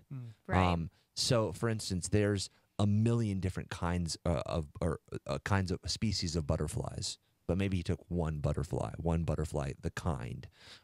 There's a million different kinds of lizards, but he took the kind. He took one kind of lizard. So that's the argument that some people will say, is that he took kind, not species. He didn't take every single species of each kind. He just took one to preserve that species long term. So that's one thought. Like, even we get into this place of house cats. How many different breeds of house cats or breeds of dogs? Did he take every single breed of dog? No, I don't believe so. And that's where we have this macro and micro evolution, that over time, these breeds of animals can reproduce, and we have this micro evolution that happens. So one thought that people say is that he couldn't fit all the different species or all the different breeds of dinosaurs, so he took a kind. And that's why we have things like alligators and crocodiles. Hippopotamus. Rhinoceros. They're total dinosaurs. Rhinos are those are dinosaurs, man. But when we look at a dinosaur, like that's like a triceratops, dude. crocodiles are more dinosaurs. Yeah. So, Hippopotamus. so that's one argument. Another argument that I've heard is that when the flood happened, it changed the environment of the earth. And when the environment of the earth changed, certain things could no longer survive. So one thought that I've heard people say is that, well, we don't really know, like when we're limiting and saying, oh, well, God just let all these dinosaurs die. Well, perhaps there were certain dinosaurs that were on the ark, but when the climate of the earth changed, when this water canopy fell, certain species could no longer survive. And we certainly see this with mankind. The average lifespan of mankind drastically dropped. Pre-flood, Methuselah lived for over 900 years. Post-flood, we see mankind's lifespan quickly dropping. Well, so, and we even see animals that go extinct to this day. so, that's my thought, so one argument that I've heard people say is that Moses most likely did bring some of these species of dinosaurs that we no longer see. They just couldn't survive anymore in the new climate makeup of the earth. Yeah. And so that's another argument that I've heard as well. The one that I lean to the most is the first one. So I lean more towards the idea that the ark was a certain size, but you couldn't fit every single breed of every single animal on the ark. It's just not physically possible. God's purpose in putting the animals on the ark wasn't to preserve every single breed, but it was to preserve more or less the ecosystem and food chain that he had created, because it was good. This ecosystem, this food chain, the way that these animals interacted with one another, it was like a puzzle. That's why they say, like, if you take the bees out of the population, it affects everything. So God's purpose in preserving everything was to preserve the ecosystem the way it was. Yeah. So it wasn't so important for him to have all the dinosaurs, but the role of that specific species in the food chain, the ecosystem, was important to him. So I lean more towards the first one. Okay. Does that answer your I just question, watched caller? yeah, don't call me caller. I just watched Jurassic World the other night, and I was like, I wonder what, just started making me think about dinosaurs again. Yeah, So but I agree. I thank mean, you for your Job, the behemoth and the Leviathan, I always do that. It's like, those are freaking dinosaurs. Right, like, yeah. Job was watching dinosaurs walk around the earth. Like, how crazy is that? Yeah, the first time I read that, I was like, holy crap, there's a fire-breathing dragon in the Bible. That's amazing. And it does change your perspective when you read that, your perspective of the dinosaurs. Like, we see Jurassic World and think, oh, if there was a dinosaur here, it would chase every human and eat them all. But I mean, we realized that dinosaurs were in a place in the food chain just like lions or just like things. They probably roamed around the wild. They didn't come into cities and like march around cities like Godzilla and kill people. They lived in the wild and they wanted to be left alone. And so, I mean, it gives a different perspective of how dinosaurs probably existed back then as well. Yeah, right on. All right, have a good day, guys. Thanks, Bye. Buck. See you, man. If you guys would like to call in, this is not about theology, guys. That wasn't a theology question. I like that. That was fun. That was a fun question. Hey. We deal with broken people, Nate. That's on this true. hour, Well, people that have real problems. What if your wife got eaten by a T-Rex? You'd be pretty broken. It would be. Oh, yeah. I mean, what if you were on the toilet and a T-Rex picked you up Whoa. while you were on the toilet Yeah. and ate you in 2 bites? I almost can guarantee you, I can't 100% guarantee this, but I think somewhere in Russia, in some underground laboratory, there's dinosaurs. There are weird things going on that we have no. They're growing. Yeah, Oh, man. there's countries They've out been there that are inspired. doing these experimental things, and they've grown dinosaurs. I can guarantee you, somewhere on the planet, it's happening. Right. Since Some since island. 1996 when Jurassic Park came out, Right? people have been Get like, inspired. what a good idea. Right? Yeah. Let's go get those. Thank you, Michael mosquitoes. Crichton. 505-338-3700 if you'd like to call in with your question. All right, here's one on the live line. How do you guys recommend talking about masturbation to teens, both guys and girls? I think you start with this idea of an understanding with something that your kids should have from a very young age going to Sunday school, and that's self-control. Yep. And that's self-satisfaction versus God satisfaction. And so the Bible is all about denying self and not about satisfying self, but taking up your cross and following him. So I'd start there with this idea because I'm approaching from what you're talking about, masturbation, not pornography. Going to pornography, you'd start from a different standpoint. I think I'd start with God's creation of man and woman and the idea that that's sacred and the idea that lusting after. So I'd go into this idea of lust and looking at women and all these different things. But just masturbation purely, a lot of times kids, especially boys, will discover the idea of masturbation and physical stimuli in the shower, not even realizing it. They'll the water will hit their penis in a certain way, or they'll brush something under sheets and it will cause an erection, and they don't understand why they have this, Right. but they recognize that it feels good. And so they really start struggling with this idea of, man, like that felt good, so why could that be wrong? Yeah. We get into this idea of self-satisfaction. And so I'd probably start in this idea of self-satisfaction, that just because something feels good doesn't mean that it is good for us to do. And this is, this is par for the course across life. Look, it feels good to be high. Doesn't mean that it's good to do. It feels good to get drunk. It doesn't mean that it's good to do. It feels good to flip somebody off in your car when they cut you off. It doesn't mean it's good to do. So life isn't about pursuing this sense of feeling good. Life is about doing good. Again, we go back to what we said before. What's right is always right. What's wrong is always wrong. What's wrong is never right. So it's not about feeling good. It's about doing good. And so we're not called to live this life of self-satisfaction. We're called to live a life of submission to God and trusting that He's going to meet our needs and that He's going to meet our desires. And so that's probably where I'd go in this conversation with a child, is letting them understand that, look, we understand that it feels good. And I think a lot of parents try to go to this idea of like scaring their kids, like, well, that's not the way to do it. I think you have a reasonable conversation with them. Look, I understand that it feels good, but, and then you go to this idea, because they understand this. Hey, when it feels good to hit your sister when you're angry, doesn't it? Yeah, it does. Does that mean that it's good to do? No. And you have this reasonable conversation with them about self-satisfaction and about submission to God. And that's kind of probably where I'd start that conversation. And I wouldn't give you a script. I'd let it happen naturally. I will say this is why it's important to understand and know the Bible. Yeah. Because I think a lot of parents are scared of getting into a conversation with their kids because they're scared their kids are going to ask a question. They're like, crap, I don't know the answer to that. Yeah. So I think that's why it's so important for us to have an understanding of the Bible. But if your kids, you get in this conversation and your kids ask a question that you don't know the answer to, be honest and say, honestly, I don't know the answer to that, but I'll find it because the Bible has it. So give me a day and I'll find it. Talk to honestly with your kids and let that conversation develop. Yeah, I would think also they're asking, how do you talk to teenagers? I think ideally you would start this conversation even younger, and that seems weird and awkward. But like Nate said, boys, girls too, just because they're not a boy doesn't mean that they don't have that same kind of stimulation or encounter something, because they're learning their Bibles or their bodies when they're young. And so I think it is something that you have to talk about young. We talk about it with our son right now, and it's not a matter of him truly understanding that it feels good. He just understands that it feels different. It feels funny, and he almost wants the funny feeling to go away. Yeah. And so you have to talk through, you growing into puberty and you understanding that certain things cause this stimulation to take place. Totally. And just be real and honest. I think with my son even, it was kind of like, okay, I have to tell you, like, I was your age. I experienced these things. You're growing into your body. You don't know. This is a new feeling. I understand that, but you have to think about what is causing this to occur.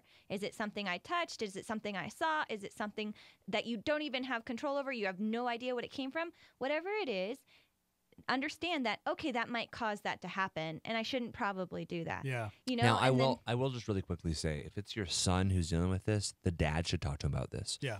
Mom shouldn't talk to your son about this because that could really mess things up. The mom should talk to the daughter about those issues that the daughter's dealing with, and the dad should talk to the son. Is the ideal way that Unless should you're work a out. single mom and Yeah. you have to do that. But in this situation, But even when that, I was I've talking to him, you known- weren't there. Yeah, I've known of single moms who have even gone to a man in the church that they trust. Yeah, or maybe there's and a said, family "Hey, member or yeah." somebody close. I even remember when I was a youth pastor, I had a mom come to me and say, hey, I'm a single mom. Would you talk to my son about some of these issues?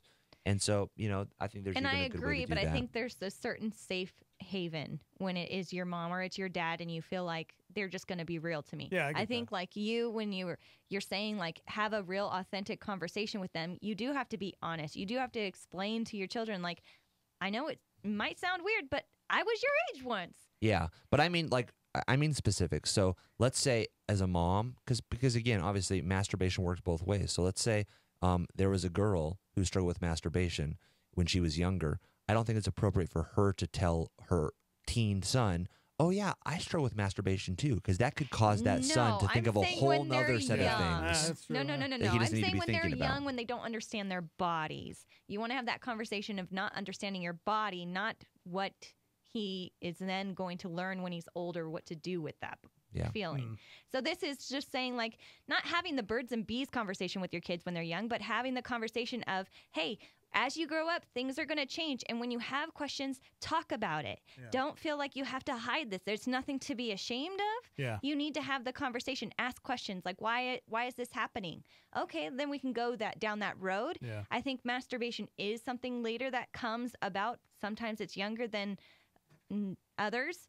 But as a teenager, you should be able to be frank. Obviously, mom talked to daughter, dad talked to son, but you have to be honest and not say, hey, I stumbled in masturbating or whatever. Right. You don't have to go that far, but you have to say, I was your age. I know those feelings. I know that desire. And it comes back down to having that self-control. To me, man, I'm so glad that I talked to my kids when they were younger, because I have 2 teenagers now. Right. And we had that conversation when they were 7, 8, 9 years old. And it was easy and it wasn't awkward. Right. Now as teenagers, I can't even imagine trying to because brand new. it's so awkward and weird. And I feel bad if this parent that, texted in is they have teenagers and you haven't had that talk yet. Right. See, it makes that's it why. harder. That's why I think we live in this culture. And really quick, we have a caller on the line. Hold on the line. We'll get to your call in just 1 second. But that's why I think that it's so important to have these conversations without awkwardness. And that's why I think things like Shock Therapy Live are so important. Because when you get with a teenager, if you haven't had these conversations from a young age and you say the word penis, they're going to smile and snicker. Yeah. They're going to sit there and laugh. Yep. And that's why on this show we're very real and we talk very real and honest, because we need to get into a place where we realize there's conversations that we've hidden the church from for so long. And so when we bring it up and talk about it, we snicker and laugh like, oh my gosh, I can't believe they said that. Yeah. And it's life. We need to have this open idea that it's okay to talk about these things and give our children and give one another a biblical perspective. Because if we don't, then when we talk about it, it's just awkward. But guess what? It's only awkward from the church. Your kids are talking about this at their schools, and they're not snickering and smiling about it. They're talking about it very vulgar and very frankly.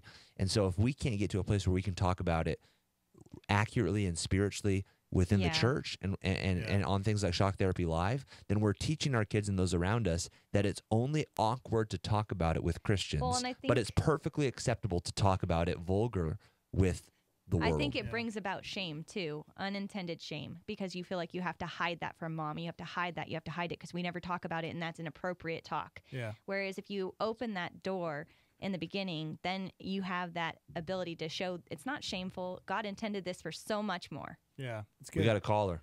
Go ahead, Shock Therapy Live. Good morning. Hey, guys. Thank you for doing this. I just wanted to go back to theology for a minute, and I get really confused when Jesus is performing his first miracle of turning water into wine, and his mom had come to him and said, they had run out of wine, and Jesus told his mom, it's not my time yet, woman. What do you want from me? And then he goes ahead and performs the miracle anyway. So I just wanted to hear what you guys had to say about that, because that's really confusing to me that Jesus would say, it's not my time, but then go ahead and start anyway. Yeah, well, as much as I would love to answer this question, we have some other lifestyle questions that this show is for. So we do have a time on Star 88 with Brian Nixon. We'll come in and answer theology questions. The purpose of this show isn't to answer theology questions. It's to answer life questions. So we've got 10 minutes of show left, and we still have a few more questions that we want to get into from the live line that I'd love to get to. But I'd be happy, if you want to send in an email, we'd be happy to answer your question via email or to call in during Theology Thursdays. Thank you. Thank you. Thank you. And you handled that like a pro, bro. Right. Jeez. Awkward. All right. Let's see. We got time here to answer this question. And if we don't get to your questions, we'll try to tackle them next week. Hey, guys, I come from a family. My dad is a pastor who believes in the literal 24-hour. Is this another theology Another question? theology question. Okay. You know what? Let's see. How would you even talk to an 8-year-old about this? Man, so yeah, I mean, I have an 8-year-old, and just about. Yeah, and I've had to have this conversation pretty in depth with him. So I began to have the conversation with my 8-year-old. Actually, wasn't even 8; he was 7 because he's not even 8 yet. Yeah, he's just about.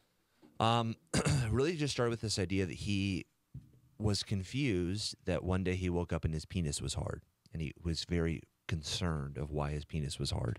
And then he also shared that sometimes when we pass a billboard and there's a woman with, provocative clothing on, that he thinks that woman is pretty, and it makes him feel those feelings. And so I started having that conversation with, first of all, what you're feeling isn't weird. It's how God created you. So I think the first thing that a child needs to understand at that age, because they've never felt it before, then all of a sudden they feel it, is I'm weird, I'm a freak, this isn't normal, I need to pray for God to make these feelings go away.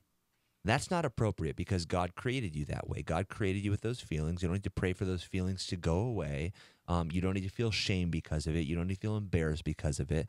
That's how God made you. But there's a place for it. So you begin to talk and you say, look, I feel that way about your mom.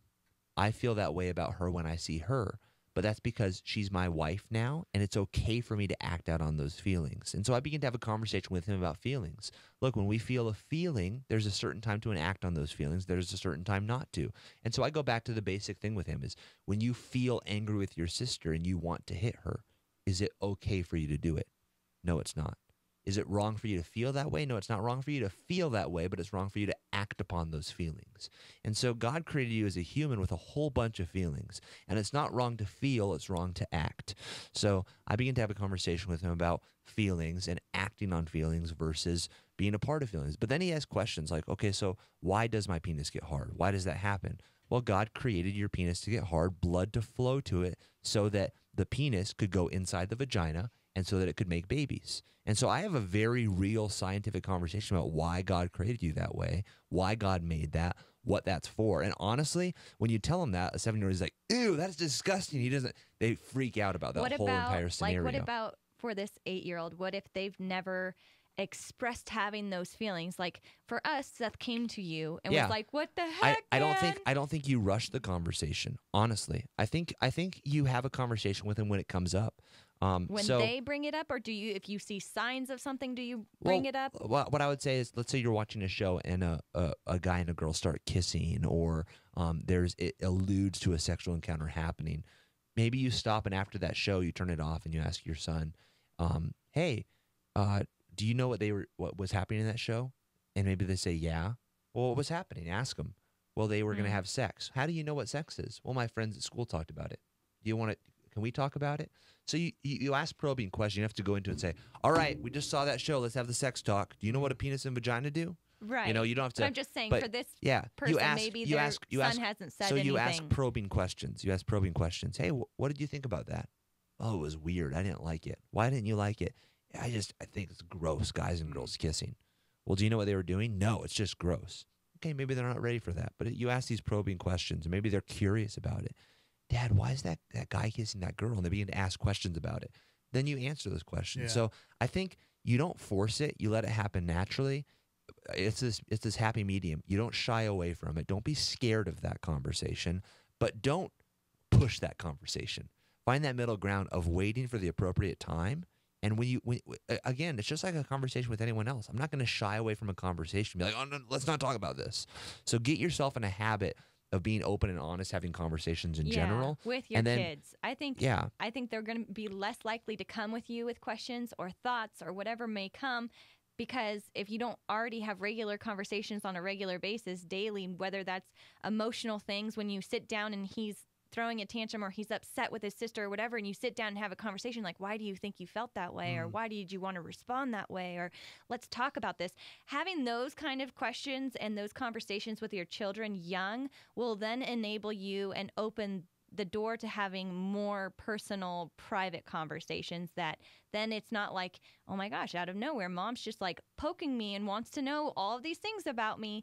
But if you guys already have that open door, they're more likely to come to you with the questions, or you even invite when you probe, yeah, well, da-da-da-da, Yeah, and so, again, I would just say, especially those first conversations, I think it's important for the mom to have that conversation with the girls, because a daughter can feel really awkward talking to her dad about those things. And likewise, a boy, when he's confused about whether these feelings are bad, because sometimes they can be really embarrassed to talk to mom about those feelings. Like, I think that this is wrong and you're a girl and I don't want you to get mad at me.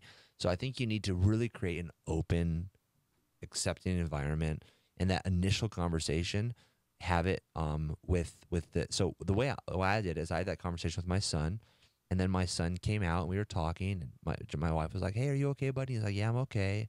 And what did you talk about? And I just began to talk exactly what I talked about with my son, with my wife there. We talked about this and how God made the penis and why God made that and how that works. And you see my son getting awkward. He's like, and I'm like, it's okay.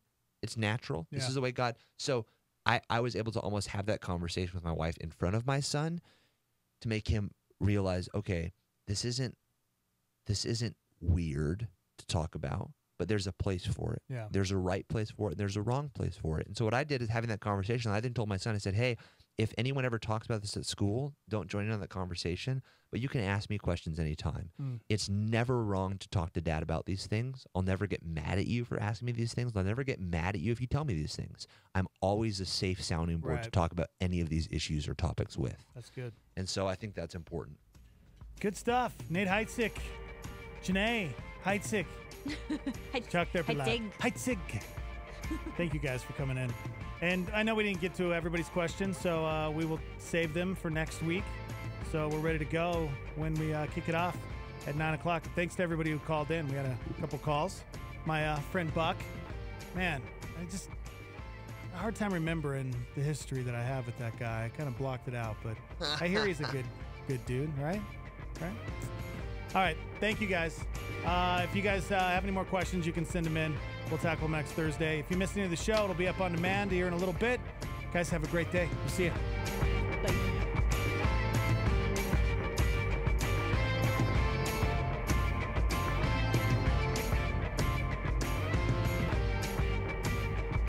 That's all we got. There ain't no more. That's right. Time is tight. It's the end of the show. For over 40 years, La Salita Restaurant has been serving New Mexican food to Albuquerque. From starters like soups, salads, and Cindy nachos to entrees like chili rellenos, burrito de Eduardo, the BOG burrito, and carne adobada. La Salita is friendly to those who are vegan or gluten-free and offers